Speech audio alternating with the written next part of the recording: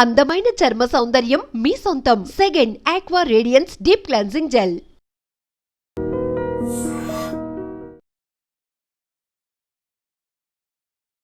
రేలంగి గారు doctor కావాలనుకున్నారు, but director అయ్యారు. ఇక్కడ ప్రేక్షకుల నాడి ఏంటో తెలుసు. ఆ నాడి ఏం కావాలని కొట్టుకుంటోందని మీరు అనుకుంటారు? ఒక విషాదమైన సినిమా చూసామనుకోండి, అది భారంగా ఇంటికి వెళ్ళిపోతాం. ఇలా గురువు ఏంటి ఈ సినిమా తీసుకొచ్చి ఇస్తున్నాడో ఈయనకి అని చెప్పి అక్కడ అడ్డుకట్ట వేశాడు. అలాగే ఇండస్ట్రీ వాళ్ళు నాకు ముద్ర ఇస్తారు, ఆశీర్వదించుకోవాలి. మీ దగ్గర నుంచి వచ్చే ఆ నవ్వుని మేము మిస్ అవుతున్నాం. ఒకటండి, దుకాణానికి ఎవరైనా కస్టమర్స్ వస్తేనే కదా దుకాణం రన్ అవుద్ది. కొత్త డైరెక్టర్లో వచ్చేసారండి, ఒక కమర్షియల్ థాట్తో సినిమాలు తీసేస్తున్నారు. ఇది ఈ రేషియోలో, ఇది ఈ రేషియోలో, ఇది ఇంత ఉండాలి, ఇలా అయితేనే సినిమా అవుతుంది. అప్పుడు అలా కాదండి, ఓ సబ్జెక్ట్, బ్రహ్మాండమైన సబ్జెక్ట్ తీసుకోవడం. మేము అనుకున్న దానికంటే ఆర్టిస్టులు కొంత ఎక్కువ కాంట్రిబ్యూట్ చేసేవారు. బూతు అనేది కూడా ఒకటి ఉంటుంది కదా. ఒక అత్యద్భుతమైన నా కామెడీ సినిమా మీద డబుల్ మీనింగ్ డైలాగ్స్ ఉండే సినిమా సూపర్ హిట్ అయిపోయింది.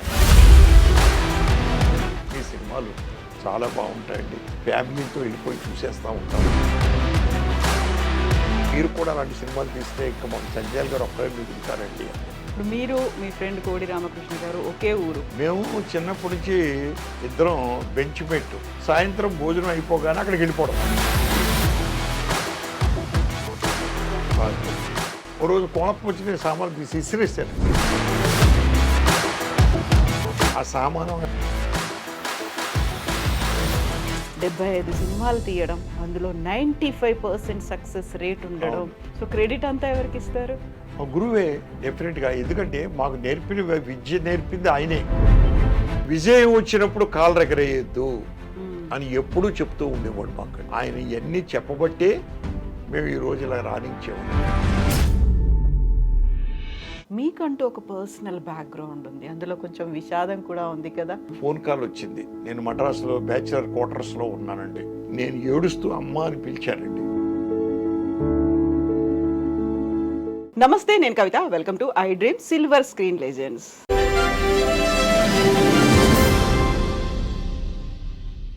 కుటుంబ కథా చిత్రాలకి, హాస్యరస చిత్రాలకి ఆయన కేర్ ఆఫ్ అడ్రస్. 95% సక్సెస్ రేటుతో ఆయన తీసిన సినిమాలన్నీ హౌస్ఫుల్ కలెక్షన్లు, సక్సెస్లు అయ్యాయి. మనతో పాటుగా ఉన్నారు రేలంగి నరసింహారావు గారు. రేలంగి గారు నమస్కారం అండి. నమస్తే అండి. ఎలా ఉన్నారని నేను అడగను, ఎందుకంటే మీరు ఎప్పుడు ఇలా నవ్వుతూనే ఉంటారు. అందులో రేలంగి గారి గురించి వినగానే మాకు అనిపించేది ఏంటంటే, ఎవరిలో అయితే సెన్స్ ఆఫ్ హ్యూమర్ ఉంటుందో వాళ్ళు చాలా బాగుంటారు, వాళ్ళు మంచి సినిమాలు తీస్తారు అనేది. Thank you. ఇప్పటికీ అలాగే ఉన్నారు, ముందున్నట్టుగా మమ్మల్ని నవ్విస్తూ. కాకపోతే మీ దగ్గర నుంచి వచ్చే ఆ నవ్వుని మేము మిస్ అవుతున్నాం, మీరు చూపించే నవ్వుని. ఎందుకని? వస్తుందండి, ఈ సంవత్సరం అనుకుంటున్నాం 2-3. అంటే ఒకటండి, దుకాణానికి ఎవరైనా కస్టమర్స్ వస్తేనే కదా దుకాణం రన్ అవుద్ది. మా ప్రొడ్యూసర్లు రావాలి నా దగ్గరికి. ఇప్పుడు కొత్త కొత్త డైరెక్టర్లో వచ్చేసారండి బాగాను. వాళ్ళు ఒక కమర్షియల్ థాట్తో సినిమాలు తీసేస్తున్నారు. ఈ ఒక రేషియో పెట్టుకుని ఇలా ఉండాలి, ఇలా ఉండాలి, ఇలా ఉండాలి అని. మనం అలా చేయలేం. ఓ సబ్జెక్ట్ని నమ్ముకుని దాంట్లో ఎంత కామెడీ కావాలో అంత కామెడీ పెట్టుకుని, సెంటిమెంట్ కావాలంటే సెంటిమెంట్ పెట్టుకుని, అవసరమైతే యాక్షన్ పార్ట్ పెట్టుకుని చేయడమే తప్పించి ఇవన్నీ గుచ్చి మనం సినిమా చేద్దామని అనే థియరీ మాకు లేదు మా సీనియర్ డైరెక్టర్లకి. ఇది ఈ రేషియోలో, ఇది ఈ రేషియోలో, ఇది ఇంత ఉండాలి, ఇలా అయితేనే సినిమా అవుతుంది అనే ఒక కాన్సెప్ట్ ఇప్పుడు వచ్చేసింది.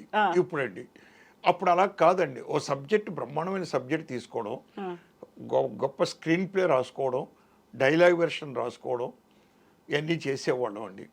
ఆర్టిస్టులకి చెప్తే మేము అనుకున్న దానికంటే ఆర్టిస్టులు కొంత ఎక్కువ కాంట్రిబ్యూట్ చేసేవారండి పెర్ఫార్మెన్స్. ఇప్పుడు అలా లేదు. ఇప్పుడండి మారిపోయింది. దానివల్ల ఏమైందండి, అది హిట్ అయింది ఆ సినిమా, ఆడి దగ్గరికి వెళదామరా, అది హిట్ అయింది ఆడి దగ్గరికి వెళదామరా అని వెళుతున్నారండి. తప్పులేదు. అయితే ఇప్పుడు వచ్చే జనరేషన్లో కొద్దిగానే ఉన్నారు వేళ్లమే లెక్క పెట్టే డైరెక్టర్లు, మంచి డైరెక్టర్లు, మంచి డైరెక్టర్లు. మిగిలిన అందరూ ఏయో తీసేస్తున్నారండి.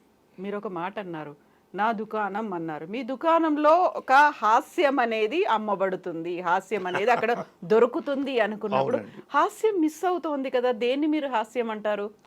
అంటే అట్లా కాదండి. ఇప్పుడు ఇంకొక పాయింట్ కూడా మీకు చెప్పాలి నేను. పలానా ఆర్టిస్ట్ని పెట్టుకుంటే డబ్బులు వస్తాయి అని చెప్పి వీళ్ళు ఫిక్స్ అయిపోతున్నారు. ఆర్టిస్ట్ దగ్గరికి డైరెక్టర్ని రమ్మంటున్నారు. ఈ మధ్యన వచ్చినాయి నాకు 4-5 సినిమాలు వచ్చినాయండి.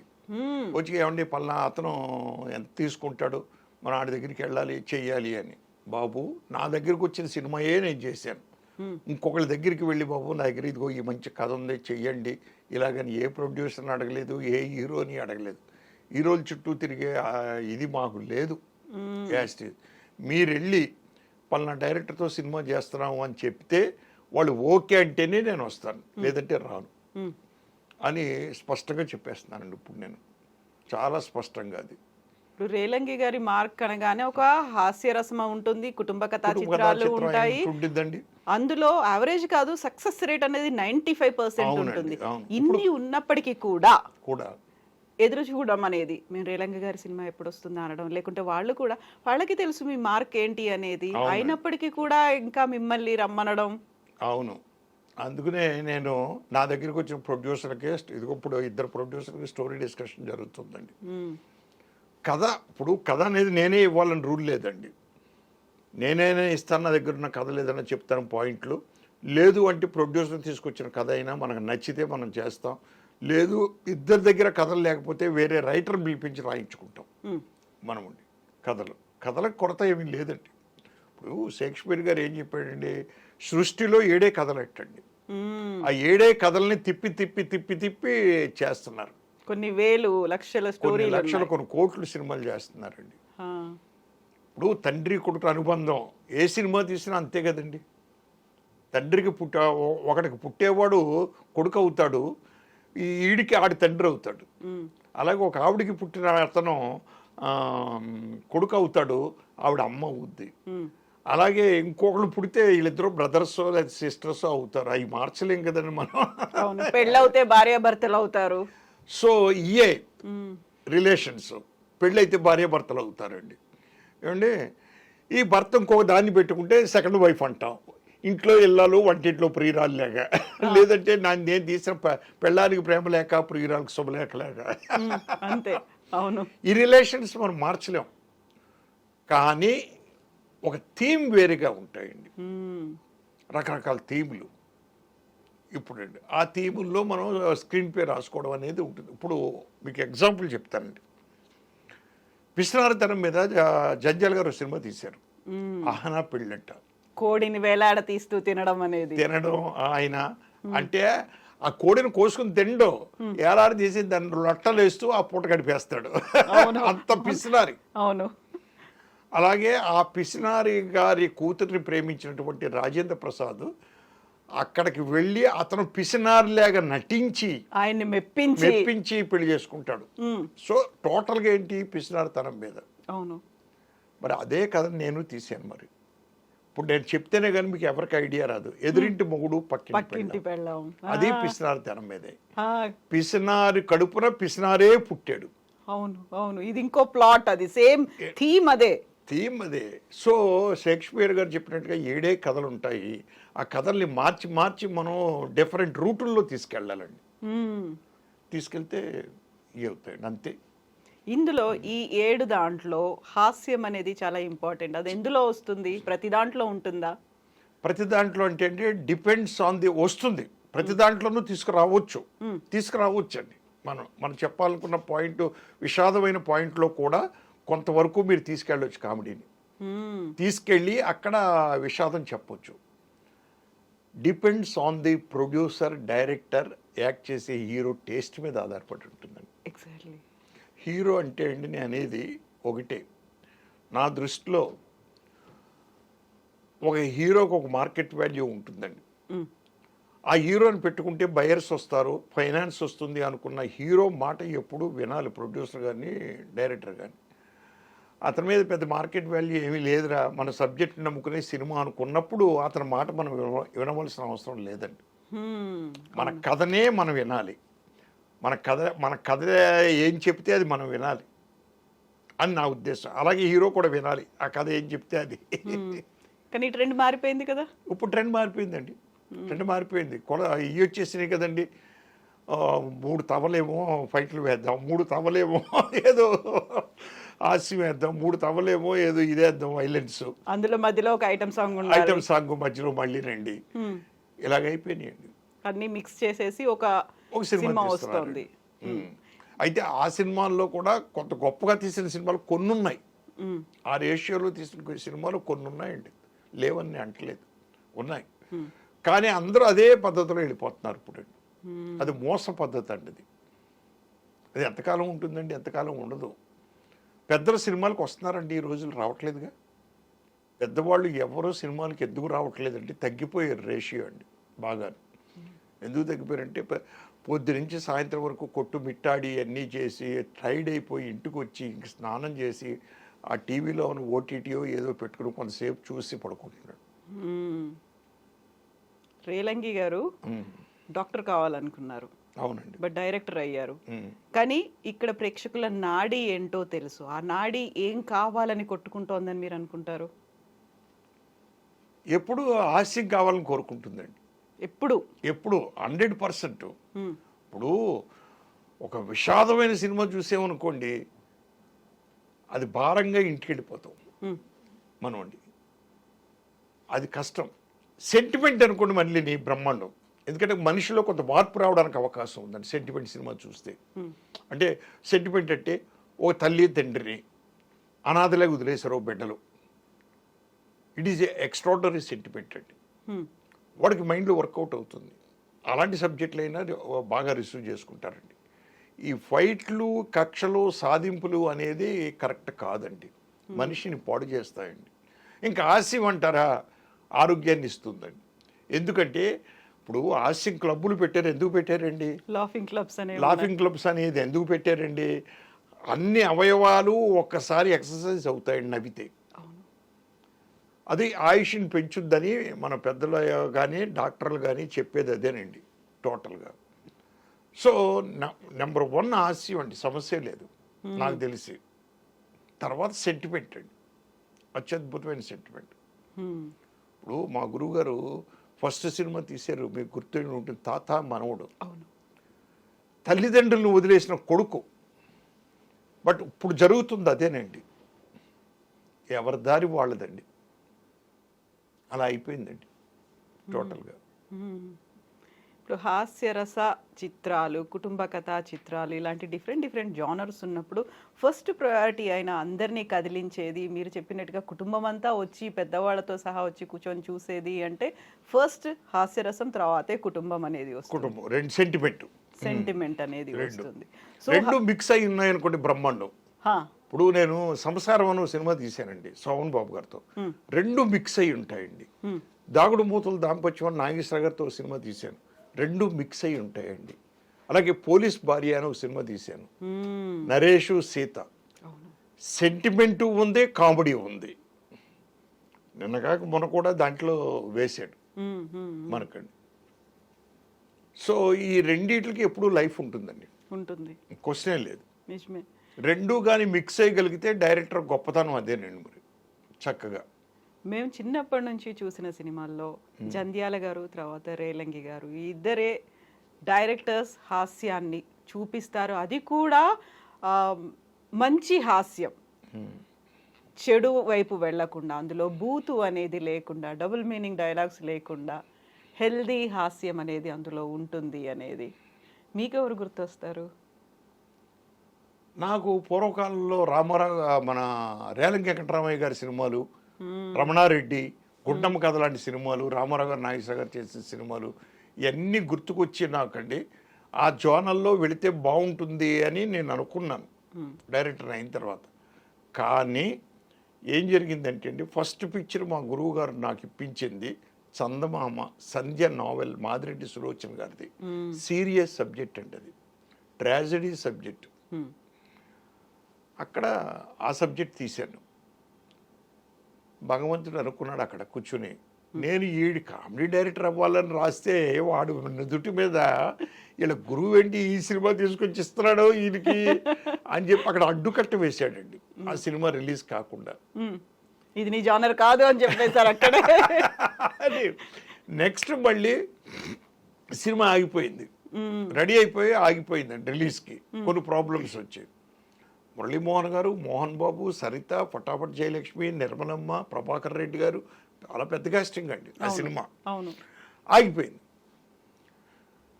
ఏం చేయాలి అనుకునే టైంలో మళ్ళీ గురువు గారి దగ్గరికి ఎవరో సినిమా తీయమని వస్తే, రాంబాబు గారు అని ఆయన, నాకు ఖాళీ లేదు, నేను చేయలేను, నరసింహరావుని పెట్టుకోండి, నేను చూసి పెడతానంటే అక్కడికి వెళ్ళాను. అక్కడ కథ ఏవి సెలెక్ట్ చేయాలి అనే టైంలో అన్నీ భగవంతుడే చేస్తాడు, మనం ఏం కాదండి. ప్రొడ్యూసర్ గారు, సార్ ఇలా పోస్ట్లో 2-3 కథలు వచ్చినాయి, చూడండి సార్ ఎలా ఉంటుందో అని ఇచ్చాడు. ఇస్తే దాంట్లో కథ నాకు బాగా నచ్చింది. కామెడీ కథ సూపర్గా ఉందండి. 2 పేజీలు కథని 12 రీళ్ళు ఎలా తీస్తాం, నాకు అడ్డుపట్టలేదు. గురుగారి దగ్గరికి వెళ్ళి చెప్పాను దాసర్ గారితో, ఆ పాయింట్ బాగుంది సార్, దీన్ని 12 రీళ్ళు ఎలా రన్ చేస్తాము అని చెప్పాడు. పాయింట్ చెప్పాడు, విన్నాడు, చాలా బాగుంది పాయింట్, కామెడీగాను. దీన్ని ట్రీట్మెంటల్ సినిమా అంటాం. అంటే సీన్ బై సీన్ పేర్చుకుంటూ ప్రేక్షకుడికి బోరు కొట్టకుండా నవ్విస్తూ మైమర్పిస్తూ వెళ్ళాలి.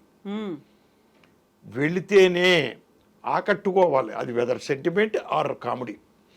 ఆకట్టుకుని 12వ రీలు క్లైమాక్స్ వచ్చే వరకు కూడా ఆడిని కూర్చోబెట్టగలిగితే మనం సినిమా హిట్ అయ్యా, ఇది అలా చేయొచ్చు అని చెప్పి చేసేవాడిని. అదే చంద్రమోహన్, ప్రభా, నేను, మావిడ కామెడీ ముద్ర పడిపోయిందండి ఆ సినిమాతో నాకు. హాస్య సినిమా. దాని తర్వాత ఏమండోయ్ శ్రీమతి గారు కామెడీ సినిమా, చంద్రమోహన్, రాధిక, మళ్ళీ కామెడీ సినిమా, చంద్రమోహన్, ప్రభా, ఇల్లంతా సందడి. ఈ లోపల ఏం చేశారండి, ఇప్పుడు మన ఆబోతులో ఎద్దులో తిరుగుతూ ఉంటాయి రోడ్డు మీద, తిరుగుతున్నప్పుడు ముద్రకాలు చేస్తారు, దీని జోలికి వెళ్ళదురా ఆబోతు అని. అవును, అలాగే ఇండస్ట్రీ వాళ్ళు నాకు ముద్ర ఇస్తారు, హాస్య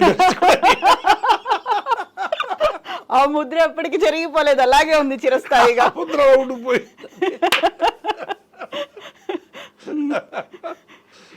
ఎప్పుడైనా అవుట్ ఆఫ్ ద బాక్స్ ఆలోచించి వాళ్ళు ఇలాంటి సినిమా తీస్తున్నారు, వీళ్ళు అలాంటి సినిమా తీస్తున్నారు, నాకు హాస్య దర్శకుడు అనేటువంటి ముద్ర మాత్రమే ఉంది, కొంచెం ఇంకో జానర్ ట్రై చేద్దాము అనిపించి తీశారు కదా ఒకటి? తీసానండి, మానసవేణి తీశాను, రేవతిని పెట్టి ఆండాల్ ప్రొడక్షన్స్ వాళ్ళు మారో చరిత్ర తీసినటువంటి వ్యక్తులండి ప్రొడ్యూసర్స్.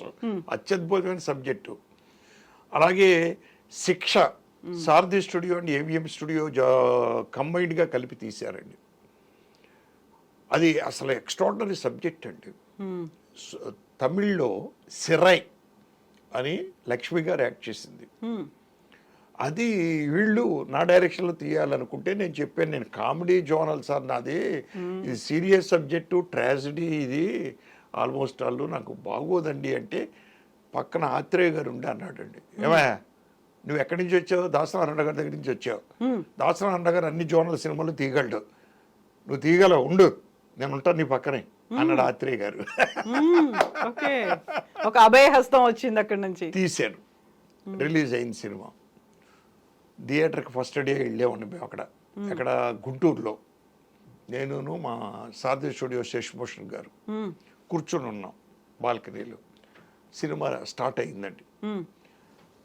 3rd రోలో కూర్చున్నాం. ఒకడు 3వ రీల్లో నెత్తిపై చేతులు వేసుకుని, అయ్యి బాబు ఈడెవడరా బాబు, రేలంగి నరసింహారావు సినిమా అంటే కామెడీ అని వచ్చాము, దొబ్బేస్తున్నాడు వీడు అరిచేశాడా? అరిచేసాడు, నెత్తిపై ఆ చేతులు పెట్టుకుని.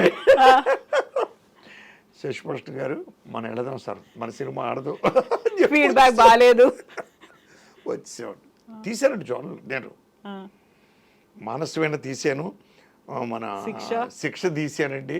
ఇద్దరు కిలాడీలని సుమన్ ఫస్ట్ సినిమా, భానుచంద్ర మీరే ఇంట్రడ్యూస్ చేశారు కదా.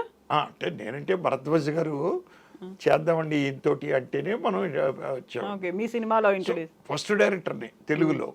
కానీ రిలీజ్ అయింది మా కోటి రామకృష్ణ సినిమా తరంగిణి, ఆడియన్స్ కి ముందుకెళ్ళింది, ఇది లేట్ అయింది.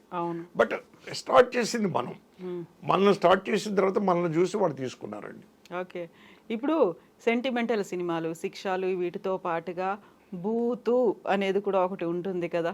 అవునండి, ఆ జానర్ కూడా చాలా వరకు అది హాస్యం లాగా ముసుగేసుకొని కనిపిస్తూ ఉంటుంది. కాకపోతే అక్కడ అర్థమైపోతుంది డబుల్ మీనింగ్ అనేది ఉంది అనేది. అరే పిల్లలతో మనం చూడలేమే ఇలాంటి సినిమాను అనేది కూడా ఉంటుంది కదా. అలాంటి ఎక్స్పెరిమెంట్ రేలంగి గారి దగ్గర నుంచి ఉందండి. ఒకసారి చేశాను, ఓ రోజు ఎందుకు చేశానంటే ఒక అత్యద్భుతమైన నా కామెడీ సినిమా మీద డబుల్ మీనింగ్ డైలాగ్స్ ఉండే సినిమా సూపర్ హిట్ అయిపోయిందండి. సేమ్ టైంకి రిలీజ్ అయ్యాయి. ఎట్ ఏ టైం రిలీజ్ అయినాయి. నాకు కొంచెం కసి కోపం వచ్చినాయి. ఏంటిది ఆడియన్స్ ఇలా ఉన్నారు, నేను తీయాలని కూడా తీస్తాను, కానీ ఓ ప్రిన్సిపల్ పెట్టుకున్నాను నేను. భార్య కుటుంబ సమేతంగా పిల్లలతో సైతం చూడగలిగే సినిమాలే తీయాలని పెట్టుకున్నాను. కానీ ఈ రోజు నా సినిమాని ఫెయిల్ చేశారు కదా, నేను తీసి చూపిస్తాను వీళ్ళకి అని ఒక సినిమాలో కామెడీ డబుల్ మీనింగ్ ట్రాక్ పెట్టానండి నేనండి. పెట్టి సినిమా రిలీజ్ చేశాం. ఆడలేదండి సినిమా. ఎందుకు ఆడలేదు? రేలంగి నరసింహారావు కామెడీ జోనల్ బ్రహ్మాండంగా ఉంటుంది, ఫ్యామిలీ డ్రామా అని చెప్పి అక్కడ కూడా మళ్ళీ దెబ్బేసిందండి. ఒక ముద్ర ఉంది కాబట్టి సరిగా ఆడలేదండి. అది అయిపోయింది. దీనికంటే మించి జరిగిన ఇన్సిడెంట్ ఏంటంటే ఆ సినిమా మీద నాకు ఒకసారి విజయవాడ వెళ్ళి ఏదో ఇదండి మావారి వరుస అనే సినిమా ప్రెస్ మీట్కి వెళ్ళాను. అక్కడికి వెళ్ళినప్పుడు ప్రెస్ మీట్ చూసుకుని ఆ హోటల్లో, నటరాజ్ హోటల్లో విజయవాడలో బయటకు వస్తూ ఉంటే ఒక ఆవిడ నిలబడుతుందండి డిగ్నిఫైడ్గా. నమస్తే డైరెక్టర్ గారు, రేలంగి గారు అందండి. నమస్తే అమ్మ, బాగున్నారా? బాగున్నాను. మీ సినిమాలు చాలా బాగుంటాయండి. జంజాల్ గారి సినిమాలన్నా మీ సినిమాలన్నా మేము ఫ్యామిలీలతో వెళ్ళిపోయి చూసేస్తూ ఉంటామండి. థ్యాంక్ యూ అమ్మ, మీలాంటి అభిమానులు ఉండబట్టే మాకు ఇంత పేర్లు వస్తున్నాయి అన్నాను నేను. కాదండి, కానీ కాదండి అంది. ఏంటి కానీ అంటుంది ఈవిడ? ఇప్పుడు నాకేమి దెబ్బ తిరిగే చెప్పబోతుంది. మొన్న వచ్చిన ఆ సినిమాకి ఫ్యామిలీతో వెళ్ళిపోయామండి పిల్లలతోటి సండే పూట. ఆ డబుల్ మీనింగ్లు, ఆ ట్రాక్ అది చూసి సబ్జెక్ట్ బాగుంది, మీరేమో కామెడీ ట్రాక్ డబుల్ మీనింగ్ డైలాగులు పెట్టారు కావాలని. అది సబ్జెక్ట్కి సంబంధం లేకపోయినా అది మూడో రీల్లో మేము బయటకు వచ్చేసామండి పిల్లలు చేసుకొని. ఎందుకంటే పిల్లలు మా వెంక చూస్తున్నారు. ఒకవేళ పిల్లలు నాన్న దీని మీనింగ్ ఏంటి, అమ్మ దీని మీనింగ్ ఏంటి అన్నారంటే మేము ఏం చెప్పాలి? అవును కదా అని వచ్చేసామండి. మీరు కూడా అలాంటి సినిమాలు తీస్తే ఇంకా మాకు జంజాల్ గారు ఒక్కరే మిగులుతారండి అన్నాడు. నాకు అసలు చెంప చెల్లు అనిపించిందండి. ఇది అబ్బా ఏంటిది, నో, ఇక మీదటి సినిమా ఆడినా ఆడకపోయినా మనం ఇలాంటి సినిమాలు తీయకూడదని డిసైడ్ చేసుకున్నాను. ఎన్ని ఎక్స్పెక్టేషన్స్ మీ మీద పెట్టుకుంటే అలాంటి మాట అంటుంది తను, అంటుందండి ఆవిడ. అప్పుడు వచ్చి నేను తీయలేదండి, మళ్ళీ తర్వాత ఫర్దర్గా ఎప్పుడు తీయలేదండి నేనండి. ఒక సినిమాలో ఒక ఇన్సిడెంట్ జరిగిందండి. ఇంకొక సినిమాలో, అంటే పేర్లు చెప్తే బాగోదని నేను చెప్పట్లేదు, సినిమా పేర్లు కానీ, ప్రొడ్యూసర్ పేర్లు కానీ, ఆర్టిస్టుల పేర్లు కానీ. రైటర్ సీన్ అని ప్రొడ్యూసర్ కావాలని ఒక సీన్ రాయించాడండి. రైటర్ గారు చెప్పారు, బాగోదు సార్ ఆ సీను, మనం డబుల్ మీనింగ్తో ఆ సీన్ ఎందుకు, ఒక సీనే అది ఇది ఈ శానిటరీ నాప్కిన్స్ మీదండి. అది చాలా అసహ్యంగా ఉంటుంది, వద్దండి అది అది ఇది బాగోదు అని చెప్తే, నాకు కావాలండి మీరు రాయండి అన్నాడు. నేను చెప్పాను, నేను తీయనండి ఇది ఈ సీను, ఏమనుకుంటారు సార్, మీరు ఎలా రాశారు సార్ అన్న ఆయన దగ్గరికి వెళ్ళినాను. రైటర్, పెద్ద రైటర్ అండి ఆయన. ఏం చేస్తాను నరసింహారావు, కావాలని పట్టుపడతా ఉంటాడు, మనకు రావాల్సిన డబ్బులు ఇంకా ఉన్నాయి ఆయన దగ్గర, మన మీద బ్యాడ్ ప్రోపకాండా చేస్తారు మనం ఆపేస్తే మధ్యలో, ఇవన్నీ ఉన్నాయా, ఇన్ని చూసాను నేను ఇండస్ట్రీలో ఇలాంటివి అన్నాడండి ఆయన. ఆయన బాగా ఎక్స్పీరియన్స్డ్, నేనంటే అప్కమింగ్ అప్పుడు. నువ్వు కూడా కామ్గా తీసే సీన్ తీసి ఇచ్చేయి అన్నాడు. వెళ్ళారండి.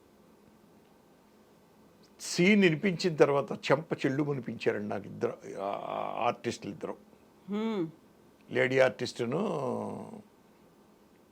రమాప్రభ గారును చంద్రమోహన్ గారు. ఏమండి ఇది సీనా, ఇది ఏంటి సార్ ఇది అసహ్యంగాను, శానిటరీ నాప్కిన్స్ మీద సీను దరిద్రంగాను, చిచి ఎవరండి ఇది, మేము చెయ్యం ఇది. ఆ మాట మీరు ప్రొడ్యూసర్కి చెప్పండి, నాకు కాదు, నన్ను వదిలేయండి ఈ సీన్ వరకు, మిగిలిన విషయాల్లో నేను చూసుకుంటాను. ప్రొడ్యూసర్ గారు కింద ఉన్నారు, పిలిపించాము. చంద్రమోహన్ గారు పిలిపించాడు. పిలిపించి ఏంటండి ఈ సీన్ ఇది, డైరెక్టర్ గారు చేయమంటాడు ఏంటి, నాకు అర్థం కాదు, చెప్పండి డైరెక్టర్ గారితో. ఇలా రివర్స్లో మాట్లాడాడు, కావాలని ఆయన కావాలని డైరెక్ట్గా మీరు రాయించుకున్నారంట అలా ఇలా అని చెప్పకుండా ఏంటిది దరిద్రం సీను, డబుల్ మీనింగ్ సీన్లు ఇవన్నీ చిచ్చి మా పేర్లు పోతాయి సార్, మేము చేయు సార్ అని చేయలేదండి. చంద్రబాబు గారు రామప్రభు గారు చేయలేదు ఆ సీన్ అండి. ఏమన్నారు ప్రొడ్యూసర్ మరి అప్పుడు? ఏమన్నదండి, వెళ్ళి నెత్తిమీద చేతులు వేసి కూర్చున్నాడండి ఆయన, అంతే.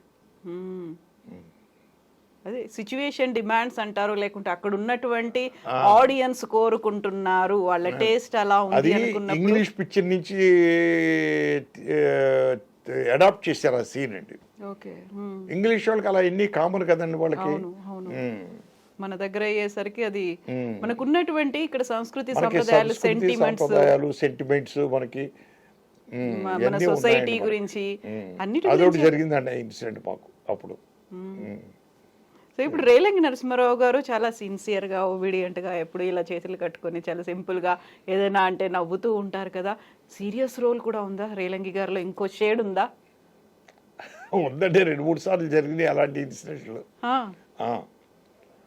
ఉన్నాయండి. ఒక ఆర్టిస్ట్ సెట్ మీద మా గురువు గారి సినిమా అండి, దాసర్ గారు ప్రొడ్యూస్ చేస్తున్నాడు ఆ సినిమా, ఆయన యాక్ట్ చేస్తున్నాడు one of the main character. Okay.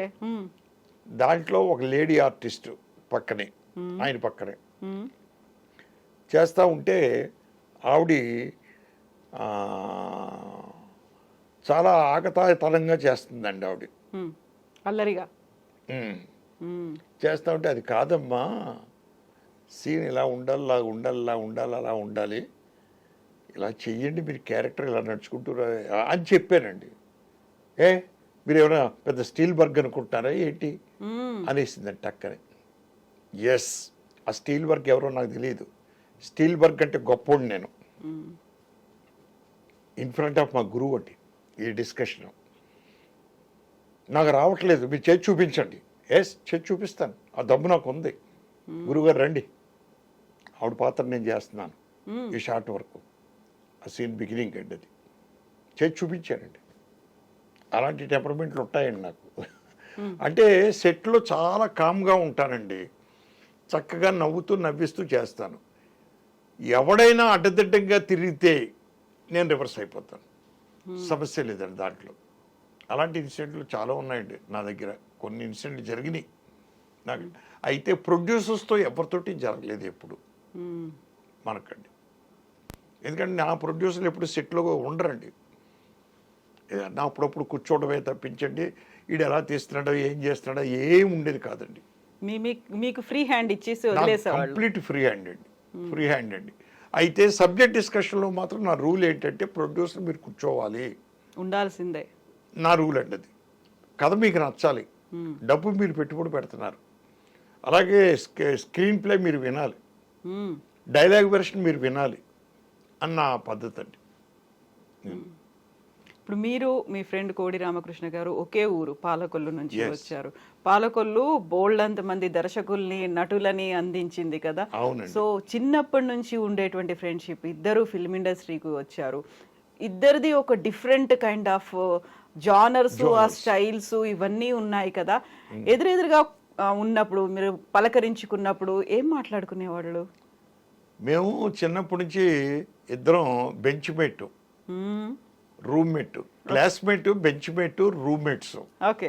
Roommates అంటే మీరు అని అడగొచ్చు, వాళ్ళది ఉమ్మడి కుటుంబం, మాది ఉమ్మడి కుటుంబం, చదువుకోవడానికి వీలు పడడానికి కుటుంబాలు కాబట్టి మేము రూమ్ తీసుకుని, నేను కోటి రామకృష్ణ, వన్మిశెట్టి సుబ్రహ్మణ్యం అని ఒక ఆయన, అలాగే బొండాడ మురళి అని ఇంకొక అతను, నలుగురు కలిసి ఉండేవాళ్ళం. అదే ఊర్లో ఇంకో రూమ్ తీసుకున్నారా? అదే రూమ్, ఊళ్ళో ఇంకో రూమ్ తీసుకుని సాయంత్రం భోజనం అయిపోగానే అక్కడికి వెళ్ళిపోవడం, ఆ రూమ్లో కూర్చొని చదువుకోవడం చేయడం, పొద్దున అందరం డిస్పర్స్ అయిపోతాం, మళ్ళీ ఇళ్ళకి వెళ్ళి స్నానాలు చేసి టిఫిన్లు చేసి స్కూల్కి వెళ్ళిపోవడం, కాలేజీకి వెళ్ళిపోవడం, మళ్ళీ తిరిగి సాయంత్రం రావడం, మళ్ళీ 6కి 7కి. అలాంటి పద్ధతులు మా అన్నీనండి. అతను ముందు నుంచి కూడా కోటి రామకృష్ణ సినిమా ఫీల్డ్కి వెళ్ళాలని అతనండి, ఎందుకంటే ఒక రైటరు, ఒక డైరెక్టరు, అతను ఒక ఆర్టిస్టు, స్టేజ్ మీద మంచి రైటర్ అండి.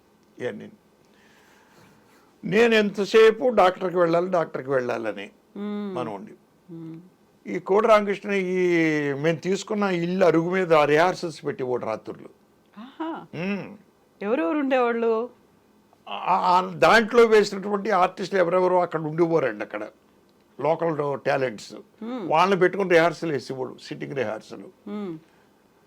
మేము చెప్పేవాడిని, ఏమయ్యా ప్రాణం తీస్తున్నావు, నేనేమో డాక్టర్కి వెళ్ళాలని, సుబ్రహ్మణ్యం ఏమో ఇంజనీర్ అవ్వాలని ఇలాగ కోరికలు ఉన్నాయి మాకు, ఏంటి రాత్రులు ప్రాణం తీస్తున్నావు, ఇది మానుకో అని ఎన్నోసార్లు చెప్పినా వెండండి. రామకృష్ణ నవ్వుతూ ఉంటాడండి. ఎవడు ఏవి తిట్టినా అతని దగ్గర గొప్ప లక్షణం ఏంటంటే నవ్వుతూ ఉంటాడండి అతనండి. ఓ రోజు కోపం వచ్చి నేను సామాన్లు తీసి ఇసిరేస్తానండి. ఇసిరేస్తే తలుపులు వేసాను, నువ్వు మా రూమ్లో వద్దయ్యా, మేము చచ్చిపోతున్నాం, మేము తలుపులు వేసాను. తెల్లారిపోతే తీసేటప్పటికీ ఆ సామాను తలకేద పెట్టుకుని పడుకుని నిద్రపోతున్నాడు అరుకు మీద బయట. అయ్యో ఏంటి రామకృష్ణ ఇది ఇలాగా నువ్వు అది ఇది అంటే, లేదు నేను రూమ్ వదిలిపెట్టి వెళ్ళను, నేను రూమ్ వదిలిపెట్టి వెళ్ళకపోతే రిహార్సల్ చేయొద్దు, ఇక్కడ తీసుకొచ్చి సిట్టింగ్ రిహార్సల్ చేయలే అంటాడు, మళ్ళీ చేసేస్తా ఉంటాడు. ప్రతిరోజు ఉంటుంది అది. అతను ముందు సినిమా ఫీల్డ్కి వచ్చేయాలనుకున్నాడు, రాలేకపోయాడు. నేను ముందు వచ్చేసానండి గురుగారి దగ్గరికి. డాక్టర్ కాస్త పక్కన పెట్టేసి డైరెక్టర్ అయిపోయారు. డైరెక్టర్ అయిపోయానండి టోటల్గా వచ్చేసి. డైరెక్టర్ అవ్వలేదు, ఇంకా అసిస్టెంట్ డైరెక్టర్గా జాయిన్ అయిపోయాను గురుగారి దగ్గర. తర్వాత అతను వచ్చాడండి. అక్కడి నుంచి మేము ఇద్దరం సరదాగా కలిసి మాట్లాడుకుంటూ ఉండేవాళ్ళం, ఎన్ని చేసేవాళ్ళం. గురువు గారి దగ్గర రాత్రుల్లో ఎక్కువ టైం స్పెండ్ చేసేదాళ్ళు మేము ఇద్దరమేనండి. నైట్ 1 గంట దాకా ఆయన సీన్లు రాసేవాడు, మా ఇద్దరిని ఉంచుకునేవాడు అండి ఆయన. ఎందుకంటే రామకృష్ణ రైటింగ్ చాలా గొప్పగా ఉంటుందండి, రాయడం చేయడం అది. సో మేము ఆనందంగానే చక్కగా మాట్లాడుకుంటూ ఉండేవాళ్ళం అండి. మేము మళ్ళీ గురువుగారి దగ్గర 1 గంటకు అయిపోయిన తర్వాత కబుర్లు చెప్పుకుంటూ వెళ్ళి మద్రాసులో హమీదియా హోటల్ ఉండేది, టిఫిన్ చేసి ఇంటికి వెళ్ళేవాళ్ళం అండి. ఒక్కోసారి అయితే మాకు పద్మగారు, దాసరి పద్మ గారు, ఏంట్రా ఇంత అర్ధరాత్రి పూట వెళ్ళి ఎక్కడ టిఫిన్ చేస్తారు మీరు, లోపలికి రండిరా అని అప్పటికప్పుడు తయారు చేసి పెట్టేదండి 1 గంట టైంలో మాకు. సో అక్కడ అలా క్లోజ్గానే మాట్లాడుకునేవాళ్ళం మేము ఇద్దరం కూడానండి, మేమండి. అతని థాట్స్ ఎప్పుడూ కూడా డిఫరెంట్ సబ్జెక్ట్స్ అండి. అవును. నన్ను అనేవాడు, రామకృష్ణ ఏంటి నడుస్తున్నా అంత సీరియస్గా ఉంటావు నువ్వు, అంత కోపం దేనికి నీకు అసలు మనిషికి, నీకు నాకు కోపం ఎక్కువ అండి. అవునా? కోపం ఎక్కువ, అంత కోపం ఎందుకు, తగ్గించుకో కోపం, సీరియస్ ఎందుకు, సీరియస్ సినిమాలు చేస్తావు రేపు డైరెక్టర్ అయితే నువ్వు అనేవాడండి నన్ను. ఇతనితో పాటు యూనిట్లో అందరూ అనేవారు, అయ్యో వీడు డైరెక్టర్ అయితే సీరియస్ సినిమాలు తీస్తాడు రా బాబు, ర్యాలింగ్ గారు ఎక్కడ హాస్యం కనిపించట్లేదు, సీరియస్ తప్ప. తీరా చూస్తే హాస్య ధోరణి వెళ్ళిపోయింది. అలాగే మేము ఆనందంగానే చక్కగా అనుకునేవాళ్ళం. అతను ఏదైనా సలహా కావాల్సి వచ్చినా నన్ను అడిగేవాడు, నేను ఏదైనా సలహా కావాల్సి వస్తే రామకృష్ణని డిస్కస్ చేసేవాడిని. మేము ఇద్దరం అంత క్లోజ్గా ఉండేవాళ్ళం. పాలకొల్లో ఎలాగైతే ఉండేవాళ్ళమో ఇక్కడ కూడా అలాగే ఉండేవాళ్ళం గురువు గారి దగ్గర. ఎందుకని మీకు హాస్యం అనేదే ప్రధానంగా సినిమా తీయాలని అనిపించింది? నాకు అనిపించలేదండి, ఆ భగవంతుడు కనిపించి తీయించాడు. పరిస్థితులు అలా వచ్చేసాయి. పరిస్థితులు అలా వచ్చేసాయి. ఇక్కడ ఫస్ట్ సినిమా చందమామ ఆగిపోవడం, రెండోది కామెడీ సినిమా నేను మావిడి చేయడం. నేను మావిడిలో అందరూ సీనియర్ ఆర్టిస్టులు అండి. అటు చంద్రమోహన్ గారు, ప్రభా, గిరిబాబు, మన నిర్మలమ్మ, ఇంకా నేను చెప్పేది ఏముంటుందండి, సీన్ చదివినిపించేస్తే అద్భుతమైన అవుట్పుట్ ఇచ్చేస్తారండి వాళ్ళు. అవును. అలాగే చంద్రమోహన్, రాధిక, మళ్ళీ గిరిబాబు, నిర్మలమ్మ, కే విజయ అని ఒక ఆవిడ ఉండేది, మీకు ఐడియా ఉందండి? వై విజయ్ గారు కాదు, కే విజయ గారు ఆవిడ. ఇలాంటి వాళ్ళందరూ సీనియర్ ఆర్టిస్టులు అవ్వడం వల్ల మళ్ళీ రెండో సినిమా కూడా కామెడీ పడిందండి, మూడో సినిమా కామెడీ పడింది. ప్లస్ దానికి తోడు నాకు ఏమైంది, రేలంగి వెంకటరామయ్య గారి ఇంటి పేరు నాది అవ్వడం, రేలంగి కలిసి వచ్చిందా? కలిసి వచ్చిందండి. డెఫినెట్గా కామెడీ సినిమాలు ఒక ఎత్తు, ఇంటి పేరు ఒక ఎత్తు అండి. రిలేటివ్ అవుతారా? నాకు దూరపు బంధువు అండి ఆయన. మా నాన్నగారికి మా నాన్నగారికి నాకు పెదనాన్నగారు అవుతారు, మా నాన్నగారికి బ్రదర్ అవుతారు, కజిన్ బ్రదర్ అవుతారు. కానీ నేను ఎప్పుడు ఆయన చూడలేదు, ఎప్పుడు కలవలేదు కూడా ఆయన. ఎప్పుడు మద్రాసు వచ్చిన తర్వాత కూడా నేను ట్రై చేయలేదండి కలవడానికి. రాధమ్మ పెళ్ళి అని ఒక సినిమా చేస్తున్నామండి గురువు గారి దగ్గర, నేను అసిస్టెంట్ డైరెక్టర్గా. అదృష్టవశాత్తు ఆ రాధమ్మ పెళ్లి ఆఫీసు రేలంగి వెంకటరావు గారి ఇంట్లోనే కింద గ్రౌండ్ ఫ్లోర్లో. ఓ ఓకే. అయినా కూడా ఏ రోజు నేను ఆయన వెళ్ళి పలకరించలేదండి. వాళ్ళ ఫ్యామిలీ మెంబర్స్ అందరితోటి మాట్లాడేవాడిని, అన్నీ చేసేవాడిని, ఆయన పలకరించేవాడిని కాదు. వాళ్ళకి తెలుసా మీ పేరు రేలంగి నరసింహారావు? రేలంగి నరసింహారావు అని తెలుసు, కానీ నన్ను అడిగేవారు కాదండి. ఏ రోజు మీరు ఎలాగా ఏంటి ఎక్కడ అది ఇది అని అడిగేవారు కాదండి. రాధంపల్లి సెట్లో రేలంగి వెంకటరావు గారు రాధంపల్లి యాక్ట్ చేస్తున్నాడు. ఆయన అప్పటికే ఆర్థరైటిస్ వచ్చి కుర్చీలో కూర్చునే యాక్ట్ చేస్తున్నాడు. పక్కన ఇద్దరు అసిస్టెంట్ ఉంటారు. ఇప్పుడు షాట్ అయిపోగానే వచ్చేస్తారు, మళ్ళీ షాట్ అనగానే పక్క వెళ్ళిపోతారు, మళ్ళీ తీసుకెళ్ళేటప్పుడు పైకెత్తి తీసుకెళ్తారు, ఇవన్నీ చేసేవారు. అప్పటికే ఆర్థరైటిస్ వచ్చేసిందండి. 1974 అని చెప్పేదండి ఇది. ఓ రోజు నన్ను పిలిచాడండి ఆయన, రేలంగి వెంకటరావు గారు.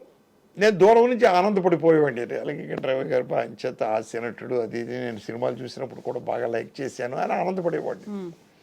మాకు దూరం బంధువు అని తెలుసు, మా ఊడు చెప్పేవారు. కానీ ఏనాడు నేను దగ్గరికి వెళ్ళి నేను ఇలాగండి అదండి ఇదండి అని నేను చెప్పలేదు. ఓ రోజు నన్ను పిలిచాడు, రాబోయే అన్నాడు. కొన్ని రోజులు షూటింగ్ అయిన తర్వాత, ఏ ఊరు నీది అన్నాడు. పాలకొల్లు సార్. ఎవరబ్బాయి? డాక్టర్ రేలంగి శ్రీరంగ నాయకులు గారు.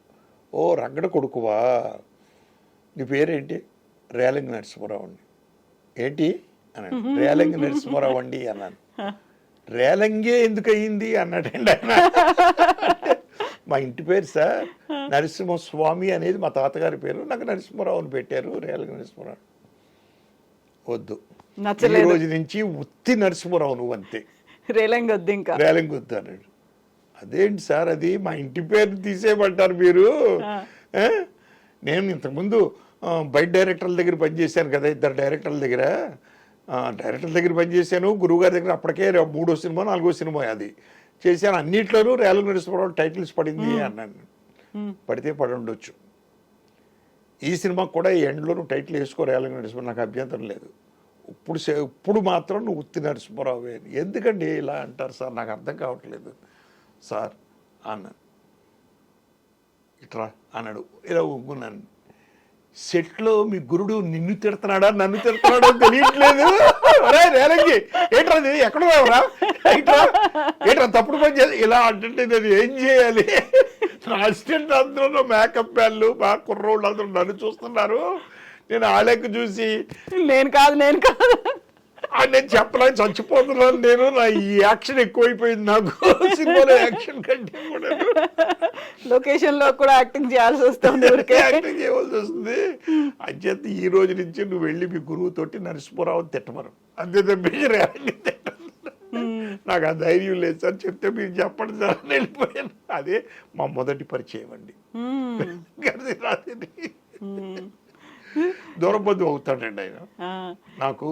ఆయన చనిపోయిన తర్వాత ఒక ఇంటర్వ్యూలో, అప్పటికే నేను కొంచెం డైరెక్టర్ని అయ్యి, నేను డైరెక్టర్ని అయిన తర్వాత, నేను 1980లో డైరెక్టర్ని అయిన తర్వాత, ఈయన చనిపోయిన తర్వాత ఒక పేపర్లో న్యూస్ రాస్తూ, రేలంగి నరసింహారావు అనే హాస్య దర్శకుడు ఎవరో కాదు, రేలంగి వెంకటరావు గారి స్వయాన కొడుకు అని రాశారు. కొడుకు ఆయన చనిపోయేటప్పుడు తులసి తీర్థం ఆయన నోట్లో వేస్తే ఆయన దగ్గర ఉన్న హాస్యాన్ని ఈయన చేతిలో పెట్టి చనిపోయాడు రాశారండి.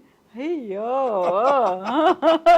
ఓ పేపర్లో హాస్యాన్ని మీకు అందించేసి ఆయన వెళ్ళిపోయారు. అదే నేను ఆయన కొడుకులు అనుకుంటారండి చాలా మంది నన్ను. అవును.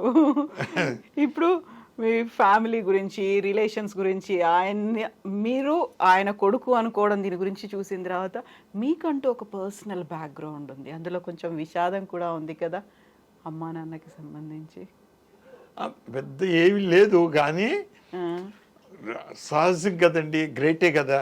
తల్లి ఎప్పుడు కన్న తల్లిదండ్రులను ఎప్పుడు మనం మర్చిపోకూడదు. ఉంటారు వాళ్ళు ఎప్పుడు మనకు ఉంటారు. ఓ గ్రేట్ కమెడియన్ పద్మశ్రీ తీసుకున్న, ఫస్ట్ టైం పద్మశ్రీ తీసుకున్న రేలంగి వెంకటరావు గారి కొడుకు అని అనుకోవడం కూడా నాకు గ్రేటే. పక్కనే గర్వకారణమే. ఆ పేరు ఉండడంలో కూడా నాకు కొంత ఒక 40% 50% యాడ్ అయ్యింది కామెడీకి అని ఓ పక్కన అనుకునేవాడిని అండి. ఎంతైనా పెదనాన్నగారు అవుతారుగా వరుసకండి. అమ్మగారు చనిపోయిన టైంలో మీరు లేరనుకుంటాను. అప్పుడు నేను లేనండి. ఏమైంది అప్పుడు? మా అమ్మగారుకి క్యాన్సర్ వచ్చిందండి. మద్రాసులోనే ట్రీట్మెంట్ చేయించాం తీసుకొచ్చి. తర్వాత ఇండెఫినిట్ డెత్ అని చెప్పేశారు. ఆవిడ క్యాన్సర్ రాకముందు చిన్న ఇన్సిడెంట్ ఒకటి జరిగిందండి నాకు ఆవిడకి. ఏంటంటే మా అన్నదమ్ములు ఇద్దరం మేము ఏదో ఆట ఆడుకుంటూ కొట్టుకున్నామో తిట్టుకున్నామో ఏదో చేసాం. చేస్తే జనరల్గా ఇంట్లో వాళ్ళు ఏం చేస్తారండి, మన చిన్న కుర్రోడిని సపోర్ట్ చేస్తారు కదా, పెద్దోడిని మందలిస్తూ. తప్పు వాడిదైనా కూడా, తప్పు చిన్నోడిదైనా కూడా, ఒరే అడు చిన్నోడ్రా ఏంట్రా నువ్వు, నీకేం తెలియదు, నీకన్నా ఉండాలి కదా అని తిడతారు. అలాగేదో జరిగింది ఒక ఇన్సిడెంట్. అప్పటి నుంచి మా అమ్మ మీద నాకు ఇది ఏర్పడిందండి, కోపం ఏర్పడింది. ఆ రోజు నుంచి నేను అమ్మ అని పిలవడం మానేశానండి ఆవిడ్ని. ఎప్పుడు ఇది ఎంత ఏజ్ అప్పుడు మీకు? సినిమా ఫీల్డ్కి వచ్చేసానండి అప్పటికి. వచ్చాకేనండి కమ్మ అని మానేశానండి పిలవడం. ఇంటికి వెళితే నేను ఒకవేళ మద్రాసు నుంచి అక్కడికి వెళితే ఆవిడ ఆనందపడుతూ అయ్యుండి ఎండి అన్నీ చేసేది. నేను వెళ్ళి స్నానానికి నీళ్లు పెట్టాలి కదండి, స్నానానికి నీళ్ళు పెట్టమన్నప్పుడు మా సిస్టర్ పేరు పెట్టి పిలిచేవాడిని. మా సిస్టర్ పెళ్ళయి వెళ్ళిపోయింది ఆల్రెడీ. వెళ్ళిపోయిన తర్వాత శాంతి నీళ్లు పెట్టు అనేవాడిని, అమ్మ అనేవాడిని కాదు. ఆవిడ లోపల బాధపడేది, పోలీ ఈ మాత్రమే పిలుస్తున్నాడులే అని అనుకునేది ఆవిడండి టోటల్గా. సరే అయిపోయింది, అలా కాలక్షేపం అయిపోయింది. మద్రాసు వచ్చి అన్నీ ఉన్నాను. ఇంక ఇండెఫినిట్ డెత్ అని చెప్పినప్పుడు ఇంకా ఓ రోజు మా అమ్మగారు చనిపోయారండి. నాకు ఫోన్ కాల్ వచ్చింది. నేను మద్రాసులో బ్యాచిలర్ క్వార్టర్స్లో ఉన్నానండి. ఒక రూమ్లో బ్యాచిలర్స్ అందరూ ఉండేవాళ్ళు, 2 రూముల్లో. ఫోన్ వచ్చింది పైనింటి ఆయన, కెమెరామెన్ అండి ఆయన, భాస్కర్ రావు గారు అని ఆయన. ఫోన్ వచ్చింది. మా పెదనాన్నగారు ఫోన్ చేశారు, ఒరే అమ్మ చనిపోయిందిరా, అది ఇది, టైంకి నాన్న కూడా లేడు ఇంట్లో, అది ఇది, ఉన్నదల్లా మీ తమ్ముడు మీ చెల్లులే ఉన్నారు ఇద్దరును ఇంట్లోనూ, నువ్వు లేవు, పెద్ద అక్కేమో చండీగఢ్లో ఉండిపోయింది కదా, రెండో అక్కేమో అక్కడ ఉంది కొత్తగూడెంలోను, చనిపోయింది, అందరికీ ఇన్ఫామ్ చేసాము, అది ఇది అని చెప్పాడండి. సర్లే అయితే నేను నైట్ బయలుదేరి వచ్చేస్తానని చెప్పి రాత్రి 9:30కి ఎంతకో నాకు ఫోన్ వచ్చిందండి. అక్కడి నుంచి సెంట్రల్ స్టేషన్కి బయలుదేరి వెళ్ళేటప్పటికి ట్రైన్ మూవ్ అయ్యి వెళ్ళిపోతుందండి.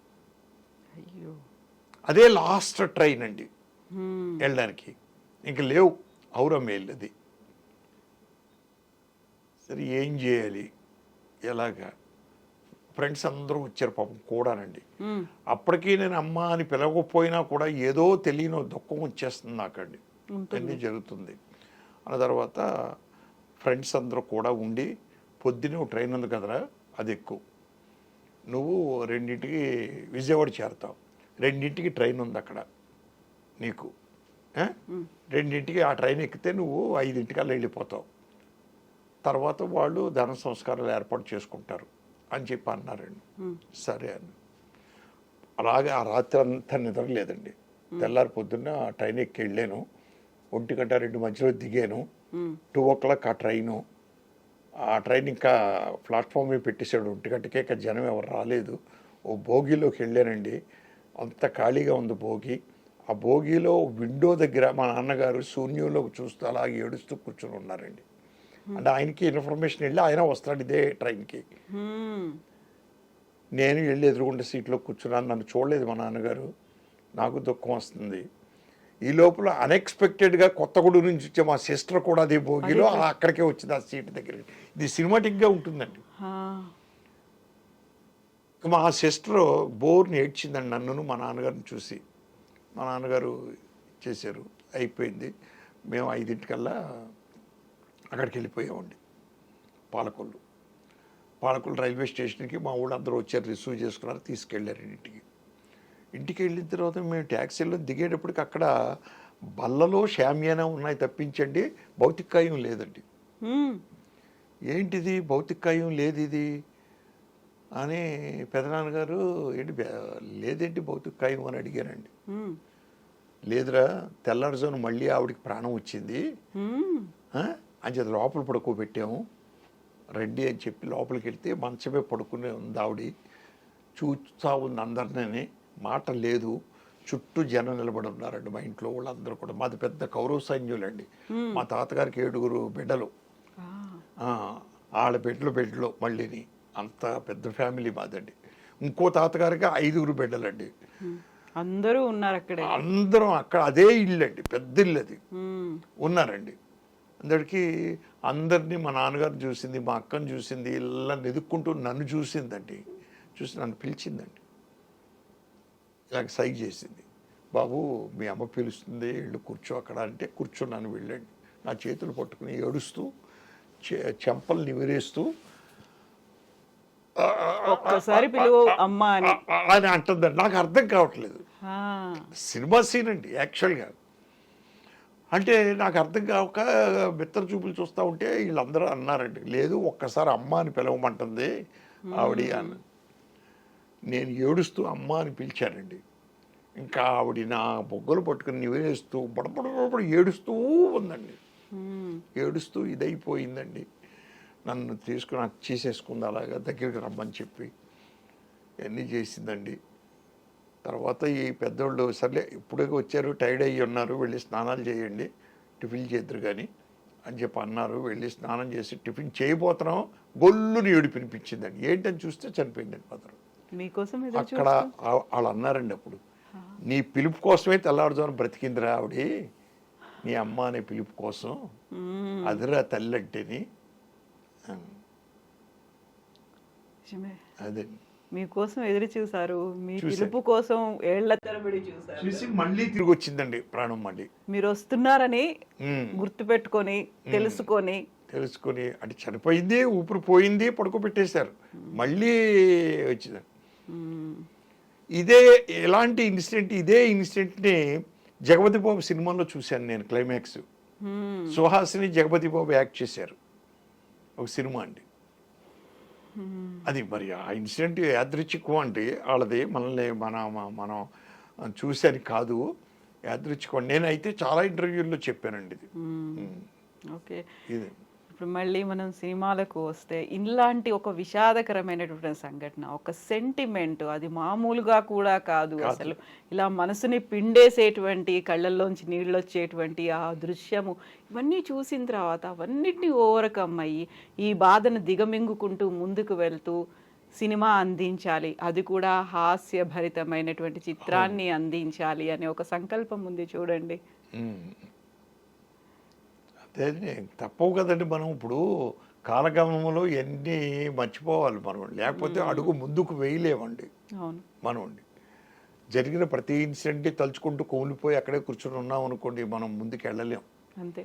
ఇప్పుడు మనకు పెళ్ళి అయ్యింది, మనం నమ్ముకున్న ఒక ఆవిడ వచ్చింది, మనకి పిల్లలు పుట్టారు, వాళ్ళ భవిష్యత్తులు ఏంటి మళ్ళీని. మనం ఎంతసేపు తలుచుకుంటూ కూర్చుంటే. నిజమే. ఇప్పుడు అమ్మ మీద కోపము, ఒక పట్టుదల, అది మొండితనమా ఏమో తెలియదు, దూరం అయ్యారు, అదండి. ఇలాంటిదే ఒక ఇన్సిడెంట్ మీ గురువు గారు దాసరి నారాయణరావు గారితో కూడా అయినట్టుంది కదా. మీరు నేను వెళ్ళిపోతున్నాను, నేను మాట్లాడను అని చెప్పేసి, ఏంటది? ఏమీ లేదండి, ఆయన దగ్గర పనిచేసేటప్పుడు ఓ 5-6 యూనిట్లు ఉంటారండి. ప్రీ ప్రొడక్షన్కి ఒక యూనిట్, రన్నింగ్ పిక్చర్స్కి కొన్ని యూనిట్లు, 2 యూనిట్లు, పోస్ట్ ప్రొడక్షన్ ఒక యూనిట్లు, ఇంకో 2 యూనిట్లు ఖాళీగా ఉంటాయి. ఇక్కడ ప్రీ ప్రొడక్షన్ అయిపోయి షూటింగ్కి వచ్చినటువంటి వ్యక్తులు అక్కడ ఖాళీగా ఉన్న వాళ్ళు ఇక్కడ జరుగుతారు, అలాగా వస్తుంది. కానీ నాకు ఓసారి నేను ఖాళీగా ఉన్నా నా యూనిట్, అది పొరపాటు ఎందుకు జరిగిందో గురువు గారు ఆ పొరపాటు జరిగి వేరే యూనిట్ వేసేసాడు ఆయనండి. మళ్ళీ అప్పటికప్పుడు ఖాళీ అయిన యూనిట్ వేసేసాడు సినిమాకి. మళ్ళీ పోస్ట్ ప్రొడక్షన్ చేసి సినిమా రిలీజ్కి వెళ్ళిపోయిన వాళ్ళని తీసుకొచ్చి వేసేసాడు. మేము ఎప్పటి నుంచో వెయిటింగ్లో ఉన్నాం. కోపం వచ్చింది అక్కడ. లేదు ఇక్కడ డిసైడ్ చేసుకున్నాను ఇక్కడ పని చేయకూడదు. అప్పటికి ఎన్ని సినిమాలు చేశారు దాసరి గారితో కలిసి? చాలా సినిమాలు చేశానండి అప్పటికే, చాలా సినిమాలు చేశాను. చేసి తర్వాత నేను వేరే డైరెక్టర్ దగ్గర ఓ ప్రొడ్యూసర్ ద్వారా మాట్లాడుకున్నాను. మాట్లాడుకుంటే వాళ్ళు దాసరి గారి దగ్గర పనిచేసిన వ్యక్తులు కదండి, దాసరి గారి దగ్గర పనిచేసిన వ్యక్తులు అంటే వాళ్ళు వెల్కమ్ చెప్తారండి, రమ్మనండి మనం పెట్టుకుందాం అన్నారండి. నేను ఓకే అని చెప్పాను, నాకు 1 వారం రోజులు టైం ఇవ్వండి వచ్చేస్తాను అని. ప్రతిరోజు గురువుగారి దగ్గరికి వెళ్ళి ఆయనతో చెప్పాలి, ఎవరు నేను మానేస్తాను మీ దగ్గర, నేను వేరే చోటకి వెళ్ళిపోతాను చెప్పాలనుకుని చెప్పలేకపోవడం, భయం, ఆయన కళ్ళల్లోకి చూసి చెప్పలేం, అదొకటి దౌర్భాగ్యం అండి. వారం రోజులు తిరిగానండి, చెప్పలేకపోయానండి. వీళ్ళేమో అక్కడ ఒత్తిడి ఎక్కువైంది. ఈ రోజు ఎలాగన్నా సరే ఆయన ముఖం చూడకుండా తలంచుకుని అయినా సరే చెప్పేసి వచ్చేయాలని చెప్పి వెళ్ళానండి. వెళ్ళిన తర్వాత 1 గంట అయ్యింది అప్పటికి. అయిన తర్వాత అందరూ వెళ్ళిపోయారు. రావయ్య నరసింహరావు భోంచేద్దాం అన్నారు. 1 నిమిషం సార్ అన్నాను. అలా కూర్చున్నాడు ఆయన. తలంచుకుని అలాగా ఆయన్ని చూడకుండా వెళ్ళి కాళ్ళకి నమస్కారం పెట్టి, ఎక్కడున్నా నేను మీ పేరు నిలబెడతాను సార్ అని చెప్పి వచ్చేసానండి. ఇంకేం చెప్పలేదు, ఏమీ చెప్పలేదండి. ఎక్కడున్నా మీ పేరు నేను నిలబెడతాను అన్నాను. గొప్ప సినిమాలు తీసిన దర్శకుడికి ఆ మాత్రం డైలాగ్, అందులో డైలాగ్ రైటర్, డైలాగులు మాస్టర్ ఆయన. ఈ డైలాగ్ వెంటనే స్ఫురించింది. ఓహో, నరసింహరావు మా దగ్గర మారేస్తున్నాడు. ఇంటికి వచ్చేసాను. బ్యాచులర్ క్వార్టర్స్, ఆ మంచం మడత మంచం వేసుకుని ఆ చొక్కా ఇప్పేసి అలా పడుకుని ఉన్నానండి. కొట్టు మిట్టాడుతున్నాను నేను. వారం రోజుల నుంచి చెప్పలేని మాటని ఈ రోజైనా చెప్పేసాను అనే ఒక తృప్తి ఉన్నా, భారం దిగిపోయింది అని అనుకుంటున్నా, ఇంత కాలం పనిచేసి ఇక్కడ ఇంత నమ్మకంగా ఉండదని మనం మానేస్తున్నామని ఒక బాధ కొట్టు మిట్టాడుతూ ఉన్నాను. రెండిట్ల మధ్యలో అలా పడుకుని ఒక అరగంట గంట అయ్యిందండి. నిద్ర పట్టట్లేదు. ఈ లోపల మా ప్రొడ్యూసర్ గారు ఒక ఆయన వచ్చాడండి, కారు వేసుకుని. హార్న్ కొట్టాడు. అప్పట్లో కారు వచ్చి హార్న్ కొట్టేవారండి గుమ్మం ముందు. నేను తొంగి చూస్తే మా ప్రొడ్యూసర్ గారు దిడ్డి శ్రీహర్రావు గారు అని మా ప్రొడ్యూసర్. చూశాను. గబగబ చొక్కా వేసుకుని వెళ్ళి, సార్ నమస్తే సార్, ఏంటి సార్లా వచ్చారు అన్నాను. దాసరి గారి మీద దండయాత్ర చేసేవంట అన్నాడండి. నేను ఎంతసార్లు దండయాత్ర చేయడానికి ఏమీ లేదు. అది సరే, నువ్వు ఎందుకు మానేస్తున్నావు, ఎందుకు మానేయాలనుకున్నావు, నువ్వు ఎక్కడ జాయిన్ అవ్వబోతున్నావు అవన్నీ నాకు అనవసరం. ఒక్కటి గుర్తుపెట్టుకో, ఇప్పటి వరకు నువ్వు 1 గంటకి చెప్పొచ్చావు, ఇప్పుడు 4 అయ్యింది. ఇప్పటి వరకు భోజనం చేయకుండా కూర్చున్నాడు ఆయన. నీకు వేరే చోటకి వెళ్తావు, పందురు గుద్ది డబ్బులు వస్తాయి, నీ పొట్ట గడుస్తుంది. కానీ ఎంతగా ప్రేమించే వ్యక్తికి దొరుకుతాడో చూడు. ఇన్ని రోజుల నుంచి నువ్వు లెక్కేసుకో మిమ్మల్ని ఎంత ప్రేమించాడో ఏంటో అని ఆయన. నువ్వు ఓకే అనుకుంటే 2 నిమిషాలు టైం ఇస్తున్నాను, కార్లో కూర్చో. లేదు అనుకుంటే వెనక్కి తిరిగి వెళ్ళిపో, నేను వెళ్ళిపోతాను అన్నాడు. ఒక 1/2 నిమిషం ఆలోచించాను. ఆయన చెప్పింది కరెక్టే. పందురు కొద్ది డబ్బులు వస్తాయి. ఇంత ప్రేమించే వ్యక్తులు ఎవరు దొరుకుతారు, మనకు కష్టమైనా నష్టమైనా కూడాను అని చెప్పి కారులో కూర్చున్నానండి. కూర్చొని తీసుకెళ్ళాడు ఆయన. నేను ఎక్కడైతే ఆయన కూర్చుని ఉన్నప్పుడు చెప్పానో అక్కడే కూర్చున్నాడండి ఆయన గురువుగారు. వెళ్ళాడు, నన్ను చూశాడు, ఆనందపడిపోయాడు. ఫేసు బ్రైట్ అయిపోయింది. అయిపోయి, ఒరే రాము 2 కుర్చీలు తీసుకురారా అన్నాడండి. మా ఇద్దరికి చెరుకు కుర్చీ వేయించాడు. తినడానికి ఏమైనా ఉంటే తీసుకురారా, ఆకలేస్తుంది అన్నాడండి ఆయన. తిరుమల నరసింహరావు శ్రీరారు గారు తినండి అని కబుర్లు చెప్పుడు. అదే అంత ఇదే కాదండి, ఆయన దగ్గర చాలా గొప్ప విషయాలు కొన్ని ఉన్నాయండి. అబ్బో, అవి అసలు మీకు రోజంతా చెప్పొచ్చినానండి. అవును, ఇన్నేళ్ల మీ ఎక్స్పీరియన్స్, ఆయనతో ఉన్నటువంటి అనుబంధంలో ప్రతిరోజు ప్రతి గంట కూడా మెమరీయే, నాస్టాల్జిక్ మూమెంట్స్ అవన్నీ కూడా. డెఫినెట్ గా. సో మీరు దాసరి గారు అన్ని జానర్స్ తీశారు, అందులో యాక్టింగ్ కూడా చేశారు. మీరేమో హాస్యాన్నే నమ్ముకొని హాస్యాన్నే నేను అమ్ముతాను అని చెప్పి ఒక దుకాణం లాగా పెట్టుకొని ముందుకు వెళ్తూ ఉన్నప్పుడు బోల్డ్ అన్ని ఒడిదుడుకులు అనేవి కూడా ఎదురవుతూ ఉంటాయి కదా. అవునండి. వాటన్నిటినీ తట్టుకొని ముందుకు వెళ్ళడం, 75 సినిమాలు తీయడం, అందులో 95% సక్సెస్ రేట్ ఉండడం, ఇన్ని భాషల్లో రావడం, సో క్రెడిట్ అంతా ఎవరికి ఇస్తారు? మా గురువే డెఫినెట్గా. ఎందుకంటే మాకు విద్య నేర్పింది ఆయనే. విద్యతో పాటు నేర్పింది డిసిప్లిన్, డెడికేషన్, ఫంక్షువాలిటీ, ఈ బాగా నేర్పాడు ఆయనండి మాకు టోటల్గా. అపజయం వచ్చినప్పుడు కృంగిపోవద్దు, విజయం వచ్చినప్పుడు కాలు ఎగరేయద్దు అని ఎప్పుడూ చెప్తూ ఉండేవాడు మాకండి ఆయన. డిప్రెషన్కి వెళ్ళిపోయి నువ్వు ఏంటిది ఇలాగా మనం ఇలా చేసాము, సినిమా ఏంటి ఫెయిల్ అయిపోయింది, నీ మనసులో వస్తున్నాయి ఇలా వస్తున్నాయి అని అనుకోవద్దు, మళ్ళీ ముందుకెళ్ళు, మళ్ళీ ఇంకొక అడుగు, ఇలాంటివన్నీ చెప్తాడండి ఆయన. ఆయన ఇవన్నీ చెప్పబట్టే నిజంగా మేము ఈరోజు ఇలా రాణించామండి టోటల్గా. ఇప్పుడు సినిమా రంగం అంటే ఏంటో తెలియని వ్యక్తిని నేను అడుగు పెట్టాను ఇక్కడ సినిమా రంగంలో. అటువంటి వ్యక్తిని నన్ను 75 సినిమాలు హాస్య సినిమాలు తీసే లెవెల్కి తీర్చిదిద్దిన వ్యక్తి ఎవరు? దాసరి గారు. నేను ఎంత ఇదంటాను చూడండి, అసలు నాలెడ్జీ లేని వ్యక్తిని అంటే సినిమాల్లో. సినిమా ఫీల్డ్కి నేను 71లో వచ్చినప్పుడు మహమ్మద్ బిన్ తుగ్లక్ అనే సినిమాకి నేను అప్రెంటిస్ అండి. మా గురువు గారు డైలాగ్ రైటర్ దానికి. ఆ సినిమాకి నన్ను పబ్లిసిటీ కేతా గారు అని ఒక ఆయన ఉండేవారు, ఎన్టీఆర్ సంస్థలో పనిచేసేవారు. ఆయన గురువు గారు కలిసి పెట్టారు ఆ సినిమాకి. నేను చూస్తూ ఉండేవాడిని, ఎందుకంటే అప్పటి వరకు నేను సినిమా ఫీల్డ్కి వెళ్ళాలి చెయ్యాలి అంటే అనే ఆలోచన లేదు కాబట్టి. ఇంకా కోటరామకృష్ణ గారి ఆలోచన ఉంది కాబట్టి కొన్ని సినిమాలు చూడడం చేయడం, దాని టెక్నిక్లు నేర్చుకోవడం ఇవన్నీ చేశాడు. నేను ఏమీ లేదు అసలు. నేను సినిమా ఫీల్డ్లోకి వచ్చేసిన తర్వాత నాన్నగారు నాకు కొన్ని రోజుల తర్వాత ఉత్తరం రాస్తున్నాడు. రోజు లెటర్ రాస్తున్నాడు ఆయన. 2 రోజులకు ఒక లెటర్ రాస్తున్నాడు, ఎలా ఉన్నావురా ఎలా ఉన్నావురా ఎలా ఉన్నావురా అని. నేను రిప్లై ఇవ్వడం కుదరట్లేదు. ఎందుకు కుదరట్లేదండి?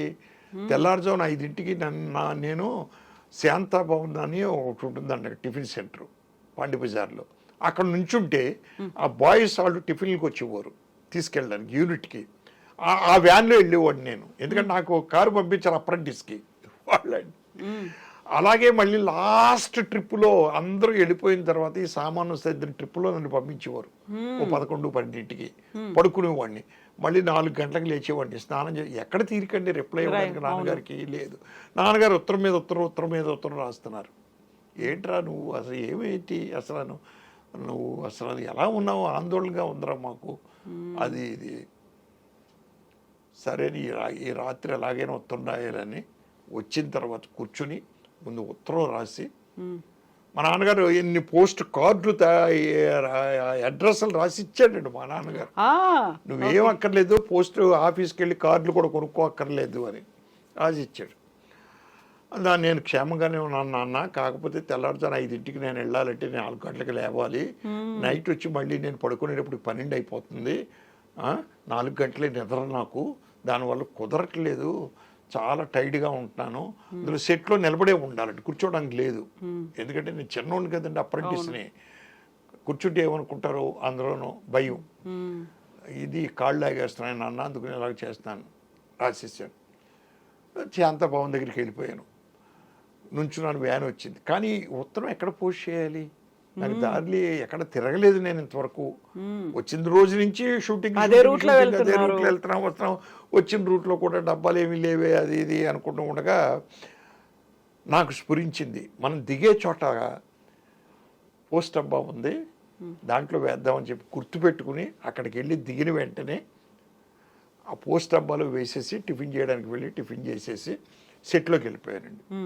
సెట్లోకి వెళ్ళిపోయిన తర్వాత షూటింగ్ స్టార్ట్ అయిపోయింది, జరుగుతుండగా 1 గంట తర్వాత ఫ్లోర్ ఇన్ఛార్జ్ వచ్చాడండి. ఇక్కడ ఎవరయ్యా రేలింగ్ నరసింహారావు అని అడిగాడండి. అదికి మా అసోసియేట్ డైరెక్టరు, ఏమే ఏం తప్పు చేసావు నువ్వు, ఫ్లోర్ ఇన్ఛార్జ్ వచ్చి అడుగుతున్నాడు నీ పేరు. నేనేం చేయలేదు సార్, టిఫిన్ చేసి లోపలికి వచ్చాను సార్ అది ఇది. ఏమంటే ఏంటి ఏం చేశాడు మా ఊడు?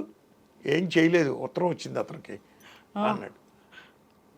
నాకు ఉత్తరం రావడం ఏంటండి, ఏమో తెలియదు తీసుకోండి. అదేంటి సార్, మా నాన్నగారికి ఉత్తరం రాసి ఇప్పుడే వేసిన డబ్బాలను మళ్ళీ వెంటనే రిప్లై వచ్చింది ఏంటి సార్ అన్నాను. ఏది అన్నాడు. చూస్తే నేను రాసిన ఉత్తరమే. ఇదేంటి సార్ నేను రాసిన ఉత్తరం నాకే వచ్చిందండి, ఎక్కడ వేసేవన్నాడు. అదే అదే డబ్బాలో సెట్ రా అది సెట్ స్ట్రీట్ సెట్ అండి. స్ట్రీట్ సెట్లో అంత నాలెడ్జీ లేని వ్యక్తిని నేనండి. అటువంటి వ్యక్తిని 75 సినిమాలకి నన్ను తీర్చిదిద్దిన ఘనత గురువుగారిదే. మరి డెఫినెట్గా నిజంగా డెఫినెట్గా రండి. అందులో 75 సినిమాల్లో ఆల్మోస్ట్ 75-80% రాజేంద్ర ప్రసాద్ గారు, చంద్రమోహన్ గారు ఇద్దరు ఎందుకలా వాళ్ళతోనే ఆల్మోస్ట్ ఒక 60 మూవీస్ అయినా చేస్తుంటారా ఇద్దరితో కలిపి? 35 సినిమాలేమో రాజేంద్ర ప్రసాద్ అండి, 24 సినిమాలేమో చంద్రమోహన్ అండి. ఎందుకలా? ఎందుకలా అంటే ఇప్పుడు ఒక షాపులో ఒక వస్తువుకు డిమాండ్ ఉందంటే ఆ షాపుకు పరిగెత్తుకునే ఆ వస్తువు కోసమే వస్తారు తప్పించి మిగిలిన వస్తువులు తీసుకెళ్ళరండి. అవును, వాళ్ళ యూఎస్పీ అదే ఉంది, అక్కడే బాగుంటుంది క్వాలిటీ అని అది తీసుకుని వెళ్ళిపోతారు. మిగిలిన వస్తువులు ఎక్కడో కొనుక్కుంటారు. అలాగే నా దగ్గర ఏమైంది, ఓ చంద్రమోహన్ రాజలంక నరసింహరావు హిట్లు వస్తున్నాయి సినిమాలు. సో చంద్రమోహన్ తోటి రేలంక నరసింహరావు కాంబినేషన్లో సినిమా తీద్దామని ప్రొడ్యూసర్లు వచ్చారండి. ఇది అయిన తర్వాత రాజేంద్ర ప్రసాద్ నాకు సెకండ్ హీరోగా స్టార్ట్ అయ్యాడు. అటువంటిది రాజేంద్ర ప్రసాద్ హీరో అయిపోయాడు, వంశీ గారు హీరోని చేశారు అతన్ని. మనం ఎందుకు హీరోయిన్ చేయకూడదు, మనం హీరోగా చేసి సినిమాలు తీయకూడదు అని నేను భామాకారప్ అనే సినిమాతో స్టార్ట్ చేశాను. హిట్ అయింది సినిమా అండి. అక్కడి నుంచి వరుసగా హిట్లు అవ్వడం ప్రారంభించాయి. ఓ రాజేంద్ర ప్రసాద్ రేలంక నరసింహరావు అంటే మనకి హిట్ అవుతుంది సినిమా అని ప్రొడ్యూసర్లో రాజేంద్ర ప్రసాద్ సెక్రటరీ దగ్గరికి వెంకటబాబు గారి దగ్గరికి వెళ్ళి మాకు రాజేంద్ర ప్రసాద్ కాంబినేషన్ రేలంక గారి కాంబినేషన్ సినిమా కావాలి అంతే. ఇంకా ఇలా అది ఫిక్స్ అయిపోయారు వాళ్ళు. ఈ కాంబినేషన్ ఉంటే సక్సెస్ అవుతుంది, హిట్ ఫార్ములా. ఇంకా హిట్ ఫార్ములా అంతే కదండి. సినిమా ఫీల్డ్ లో కాంబినేషన్ హిట్ ఫార్ములా అండి. ఇప్పుడు హీరోలు ఏం చేస్తున్నారో తెలుసా అండి, ఒకే డైరెక్టర్తో ఇలా వెళితేనే పొద్దున మన ఇండస్ట్రీలో దూరం అయిపోతాము అని చెప్పి ఇంకో డైరెక్టర్ మళ్ళీ ప్రిఫర్ చేస్తున్నారు. ఈ డైరెక్టర్కి తర్వాత ఎప్పుడో ఇస్తున్నారు, మళ్ళీ 2-3 తర్వాత మెల్లిగా అప్పుడు చూడొచ్చు, ఎప్పుడో ఇస్తున్నారండి.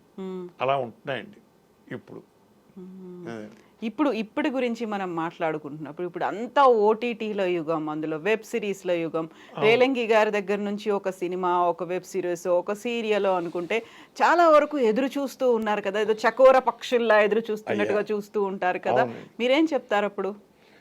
ఏమీ లేదండి, ఇప్పుడు టీవీ సీరియల్స్ రెడీ చేశాను నేను. ఒకటి ఈటీవీ వాళ్ళకి ఒకటి చేశాను, బుజ్జిబాబు అని. సంవత్సరం ఆడిందండి అది, సంవత్సరం తీసాం. తర్వాత మళ్ళీ ఇంకోటి భామా కలాపం అని, భామ సత్యభామ అని ఒక సీరియల్ 3 నెలలు చేశాను, వచ్చాను నేనండి. అలాగే ఇప్పుడు ఓటీటీకి ఏది చేయలేదండి. ఎందుకు చేయలేదు అంటే వచ్చిన ఇబ్బంది ఏంటంటే అండి, ఓటీటీ మనం చెయ్యాలి అంటే ఒక సంస్థ వాళ్ళకి చెయ్యాలి. ఒక పెట్టుబడి పెట్టే ప్రొడ్యూసర్ వస్తాడు, ఆ ప్రొడ్యూసర్ని తీసుకుని నేను ఆ సంస్థ దగ్గరికి వెళ్ళి చేతులు కట్టుకుని అక్కడ క్రియేటివ్ హెడ్స్ ఉంటారండి, వాళ్ళకి స్టోరీ చెప్పాలి. వాళ్ళు స్టోరీ నచ్చలేదంటే తిరిగి వచ్చేసి ఇంకో స్టోరీ పట్టుకెళ్ళాలి. నచ్చింది అనుకోండి స్టోరీ, దాంట్లో ట్రీట్మెంట్ రాయమంటారు, చేరుపార్పులు చాలా జరుగుతాయండి. అంటే మనం నిమిత్త మాత్రులు అండి అక్కడ.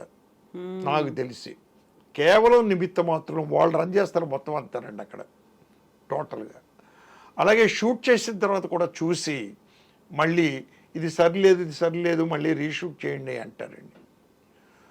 ఇప్పుడు మా నేచర్ ఏంటంటే అండి, మేము సీనియర్ డైరెక్టర్లు అందరం కూడా మా నేచరు, ఇప్పుడు సీనియర్ డైరెక్టరే కాదు ఇప్పుడున్న హిట్ డైరెక్టర్లు కూడా అంతేనండి. వాళ్ళు అనుకుంది వాళ్ళు తీస్తారు, వాళ్ళ స్కూల్లో తీస్తారు. వాళ్ళ స్కూల్లో మనం ఎందుకు తీయడం అండి? ఇన్ని సినిమాలు చేసి నేను ఇప్పుడు 70 సినిమాలు చేసి ఒకటి ఆధీనంలో నేను ఎందుకు చేయాలండి? చేయను. ఇప్పుడు పెద్ద హీరోలు ఉన్నారండి, అతని ఆధీనంలో మనం చేస్తాం. ఎందుకు చేస్తామండి? ఆ పెద్ద హీరోకి పేరు చెప్పగానే ఫైనాన్స్ వస్తుంది, బయర్స్ వస్తారు, ఆడియన్స్ వస్తారు థియేటర్కి. కాబట్టి పెద్ద కమర్షియల్ పెద్ద హీరోలు మాట వినడంలో తప్పు లేదు. మనం ఓటీటీలు వచ్చినప్పటికీ పెద్ద హీరోలు రారుగా మనకండి. ఎందుకు వస్తారు వాళ్ళు? ఇక్కడ మార్కెట్ వాల్యూ ఉన్న వాళ్ళు ఎందుకు వస్తారు? రారు మనకండి. ఒకవేళ బాగా జీరోకి వెళ్ళిపోయిన వ్యక్తి ఓటీటీకి వచ్చేసి చేస్తున్నాడు అనుకోండి, వాడు కూడా ఆ సంస్థతో చెప్పినట్టే వినాలండి. ఇన్ని ఇబ్బందులు ఉన్నాయండి. లేదు మనం తీసేసి ప్రొడ్యూసరు ఒక ఫిలిము ఓటీటీకి సబ్మిట్ చేస్తే వాళ్ళకి నచ్చితే తీసుకుంటారు, లేదంటే లేదు. తీసుకోకపోతే ప్రొడ్యూసర్ డబ్బంతా గంగలో పోసినట్టే. ఇన్ని ఇబ్బందులు ఉన్నాయండి. అందుకని నేను ఓటీటీ ప్రిఫర్ చేయట్లేదండి.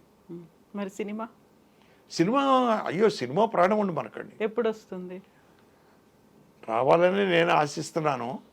స్టోరీ డిస్కషన్లు జరుగుతున్నాయి. జరిగిన తర్వాత ఏ జూలైకో ఎప్పుడో స్టార్ట్ చేస్తామండి. మీ కాలంలో మేము జంధ్యాల గారి సినిమాలు, రేలంగి గారి సినిమాలు అనగానే కొంతమంది హీరోలు కావచ్చు, హీరోయిన్లు కావచ్చు, అక్కడ ఉన్నటువంటి క్యారెక్టర్ ఆర్టిస్టులు అందరూ కూడా వీళ్ళు మన దగ్గర నుంచి మనం కామెడీ ఎక్స్పెక్ట్ చేయొచ్చు, ఈ సినిమాలో హాస్యరసం ఉంటుంది అనే ఒక నటులు అలా ముద్రపడిన వాళ్ళు ఉంటారు. ఈ జనరేషన్ లో అలాంటి వాళ్ళు ఎవరైనా కనిపించారా మీకు? ఉన్నారండి. అందరు హీరోలు కామెడీ చేస్తున్నారు ఇప్పుడండి. అందరూ చేసేస్తున్నారు. ఇప్పుడు నిన్న కాక మొన్న సినిమా రిలీజ్ అయితే సింగిల్ ఏదో, అది హిలేరియస్ కామెడీ యాక్ట్ అండి. చేస్తున్నాడు, అందరు హీరోలు చేస్తున్నారు. చేయించుకునే దమ్ము డైరెక్టర్కి ఉండాలండి, అంతేనండి. వాళ్ళు ఏమైనా తప్పు చేస్తే రెక్టిఫై చేసుకునే కెపాసిటీ డైరెక్టర్కి ఉండాలి. వాళ్ళు వెకిలిగా చేస్తున్నారు అనుకోండి, అలా కాదయ్యి అలా చెయ్యి అని చూపించాలి. సో అందుకనే డైరెక్టర్ అనేవాడు కథకుడు అయ్యి ఉండాలి, స్క్రీన్ ప్లే రైటర్ అయ్యి ఉండాలి. మీరు కథ మీరు తీసుకురాలేకపోవచ్చు, వేరే కథ, కానీ ఆ కథను జడ్జ్ చేసే కెపాసిటీ మీకు ఉండాలి.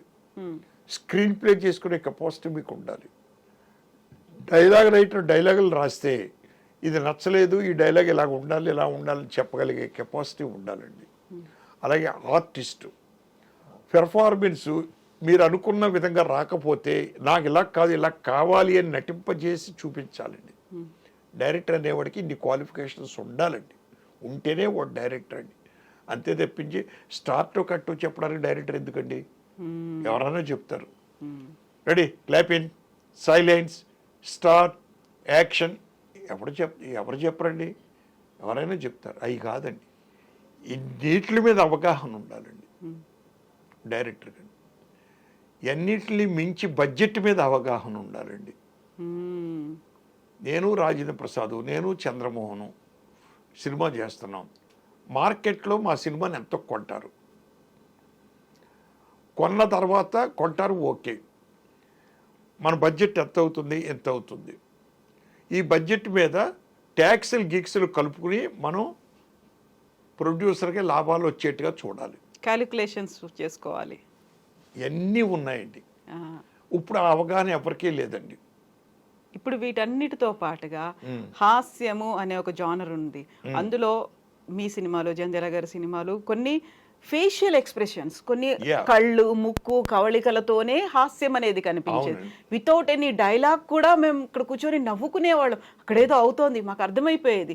ఇప్పుడు అక్కడ దాన్ని నవ్వాలి అనడానికి మాకేదో కితకితలు పెట్టినట్టుగా ఇంకోటేదో డైలాగ్ పెట్టి, ఆ డైలాగ్లో ఇంతకుముందు నేను చెప్పినట్టుగా ఒక కవరింగ్ అనేది, ఒక బూత్కి ఒక కవర్ లాగా చేసి, ఇలాంటివన్నీ వస్తున్నప్పుడు నిజంగా ఆడియన్స్ దేన్ని బూతు, దేన్ని హాస్యం, ఒక లైన్ గీసుకున్నారా, డిఫరెన్షియేట్ చేసి చూస్తున్నారంటారా?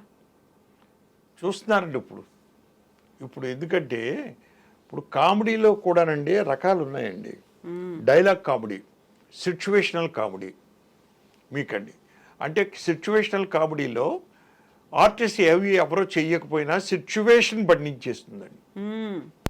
సిచ్యువేషన్ విపరీతమైన నవ్వు తెప్పిస్తాయి ఒక్కోసారి టోటల్గా ఏమండి. అలాగే డైలాగ్ కామెడీ, డైలాగుల ద్వారా కూడా చెప్పించవచ్చండి.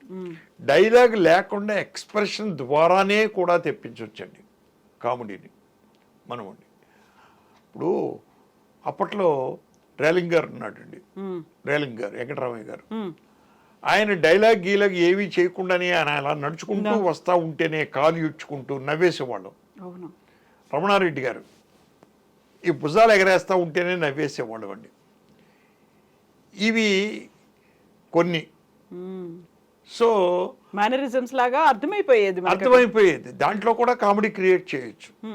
నేను ఇదండి సైలెంట్ షార్ట్స్. ఇప్పుడు మన వీళ్ళండి, మన ఎవరాళ్ళు, లారెల్ అండ్ హార్డ్లీ వాళ్ళు మరి ఎంత కామెడీ వాళ్ళు, డైలాగ్ ఏవి లేకుండానే వాళ్ళు సిచ్యువేషనల్ కామెడీ క్రియేట్ చేసేవారు, బాడీ లాంగ్వేజ్తో కామెడీ క్రియేట్ చేసేవారు, ఎన్ని చేసేవారు. మరి ఎంత అద్భుతమైన సినిమాలు అండి అవన్నీ. ఆ తర్వాత డైలాగ్స్లో కూడా అక్కడ బూతు అన్నప్పుడు కూడా బూతుని అక్కడ బీపులు వేసేసి ఇది బూతు బూతు బూతు అన్నప్పుడు కూడా ఒక నవ్వు వచ్చింది. జంధ్యాల గారు చేశాడు అది ఎక్స్పెరిమెంట్ చక్కగా. అవును, ఆయన అక్కడ కావాలి బూతు, ఒక కుర్రోడు తిట్టాలి. అవును, చిన్న కుర్రోడు అటువంటిది ఎలాగెక్కడ జంజాల సినిమాల్లో బూతులు ఉండవు కదా అని ఆయన ఈజ్ ఎ క్రియేటర్. అక్కడ ఓ సెన్సార్ కత్తిరేసేసి బూతు బూతు బూతు బూతు సడుగా అదే నవ్వొచ్చింది. అవును కదా. మనకండి అది డిపెండ్స్ ఆన్ ది డైరెక్టర్ అండి, అంతేనండి. వాళ్ళ క్రియేటివిటీ ఎలా చూపిస్తున్నారు, హాస్యాన్ని ఏ కోణంలో చూపిస్తున్నారు. అదే బూతు డైలాగు చెప్తేనే కామెడీ వస్తుంది అనేది చాలా తప్పు అండి. అది చాలా చాలా తప్పు. మొన్న ఆ సినిమా సంక్రాంతికి వస్తున్నా ఉందండి. అసలు దాంట్లో ఒక చోట అది బూతు డైలాగ్ కాదు, మిగిలిన చోట ఎక్కడో ఏమన్నా 2-3 బూతులు అంటే ఇయే ఒర్ర నా కొడక, లంజా కొడక, ఇట్లాంటి నీ అమ్మమ్మ కూడా అలాంటి అవి పక్కన పెట్టండి. ఒక చోట నాకు ఎంత గొప్ప నవ్వు వచ్చిందంటే, ఒక అమ్మాయిని ఎదుక్కుంటూ వెంకటేష్ దగ్గరికి రావాలి, ఆడిని తీసుకెళ్ళాలి అక్కడ విలన్ ఆడిని ఎవడో కనిపెట్టడం కోసం. అది గతంలో వెంకటేష్ గర్ల్ ఫ్రెండ్ యాక్చువల్గా. చూశారు సినిమా మీరు? అది చూసాను. ఆ వ్యాన్ వచ్చి ఆగిన వెంటనే వెంకటేష్ వైఫ్ వీళ్ళందరూ బయటకు వస్తారు. ఆ కుర్రాడు వస్తాడు, అరే కుర్రాడు దిగుతాడు వ్యాన్ వచ్చి, ఈడ కొడుకు, ఏంట్రా ఎవరు వచ్చారు, నీ గర్ల్ ఫ్రెండ్ వచ్చిందన్నా. ఏముంది బుద్ధి దాంట్లో? ఏమీ లేదు. ఎంత నవ్వు వచ్చిందంటే వచ్చి చిన్న కుర్రాడు, నీ గర్ల్ ఫ్రెండ్ వచ్చింది అన్న. ఇలాంటివి కూడా చేయొచ్చండి మనం అండి. సో ఇప్పుడు మేము రేలంగి గారి దగ్గర నుంచి ఒక సినిమాని ఇప్పటి వరకు ఎక్స్పెక్ట్ చేయొచ్చు, అది కూడా కంప్లీట్గా కుటుంబ కథా చిత్రం, హాస్యభరిత చిత్రం? అలాంటివే చేస్తామండి. అవసరమైతే 1 or 2 ఫైట్స్ ఎక్కడైనా సందర్భం కావాల్సి వస్తే పెడతాం తప్పించి కూడా కాదండి. అవి జూలైలో స్టార్ట్ చేద్దాం అనుకుంటున్నాం. జూలై అయ్యేటప్పటికి 3 months అయితే జూలై, ఆగస్ట్, సెప్టెంబర్, అక్టోబర్కి ఇప్పటికో వస్తాయండి విజయదశమికి. ఇప్పుడు మార్కెట్ ట్రెండ్కి తగ్గట్టుగా ఒక స్పెషల్ సాంగ్ ఉంటుందా? చెప్పలేము, నా సబ్జెక్ట్లో ఇఫ్ ఇట్ డిమాండ్స్ అంతే. మా దాంట్లో స్పెషల్ సాంగ్ ఉన్నా కూడా వేరే విధంగా ఉంటుంది తప్పించి ఇలాంటి క్లబ్ సాంగులు అవన్నీ ఉండవండి. బట్ అవే బాగా వైరల్ అవుతున్న, ట్రెండింగ్ లో ఉన్నటువంటి మోస్ట్ పాపులర్ సాంగ్స్ అవుతున్నాయి కదా. అంటే నేను బడ్జెట్ బట్టే ప్రొసీడ్ అవుతాను తప్పించి అవి తీయాలంటే 3 జనాల్ని పెట్టాలి, చెయ్యాలి, పంపకెళ్ళాలి, పంపు సెట్కి వెళ్ళాలి, ఇవన్నీ ఉంటాయండి. అవన్నీ ఉండవు ఇంకా మీ దాంట్లో? అవన్నీ మన దాంట్లో ఉండవండి, తక్కువ అండి. సో ఈ విజయదశమి కల్లా మేము ఒకటి ఎక్స్పెక్ట్ రావచ్చు అని అనుకుంటున్నామండి. దేవుడి దయ తెలిస్తే. దేవుడి దయ ఉంటుంది. ఇటువైపు ప్రేక్షకులు ఆ ఎదురు చూపులు అనేవి కూడా ఉన్నాయి కాబట్టి అండి తొందరలోనే మేము మీ దగ్గర నుంచి ఒక సినిమాని ఎక్స్పెక్ట్ చేస్తున్నాము. లాంగ్ గ్యాప్ తర్వాత రాబోతోంది కాబట్టి బోల్డ్ అండ్ ఎక్స్పెక్టేషన్స్ అయితే మీ మీద మేము పెట్టుకొని ఎదురు చూస్తున్నాం. రేలంగి గారు తీసుకురండి, మీరు చూస్తున్నాం. అదే సబ్జెక్టులు తయారు చేసాం, రెడీగా ఉన్నాయి, డిస్కషన్లు జరుగుతున్నాయి. 2 చూస్తాం, మేము ఎదురు చూస్తూ ఉంటాం. దానికి తప్పకుండా హిట్ కూడా చేస్తాం. తప్పకుండా. Thank you so much.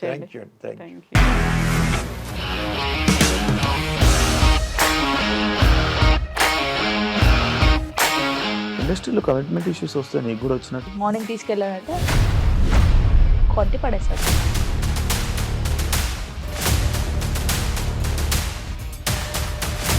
ఒక్కళ్ళు కూడా చూడలేదు ఈ సినిమా అని చెప్పడానికి కూడా చాలా ధైర్యం కావాలి. అది నిజం కదా, దాంట్లో ధైర్యం ఏంటి? నెక్స్ట్ డే ప్లేట్ మార్చేస్తే తప్పు కదా. As of now we are comfortable this అని నేను అనుకుంటున్నాను. రష్మిక గారిది మీది ఒకే ఊరంట కదా? నీకు కోపం వచ్చిందంటే బాగా తిట్టేత్తరా? తిట్టేద్దామండి.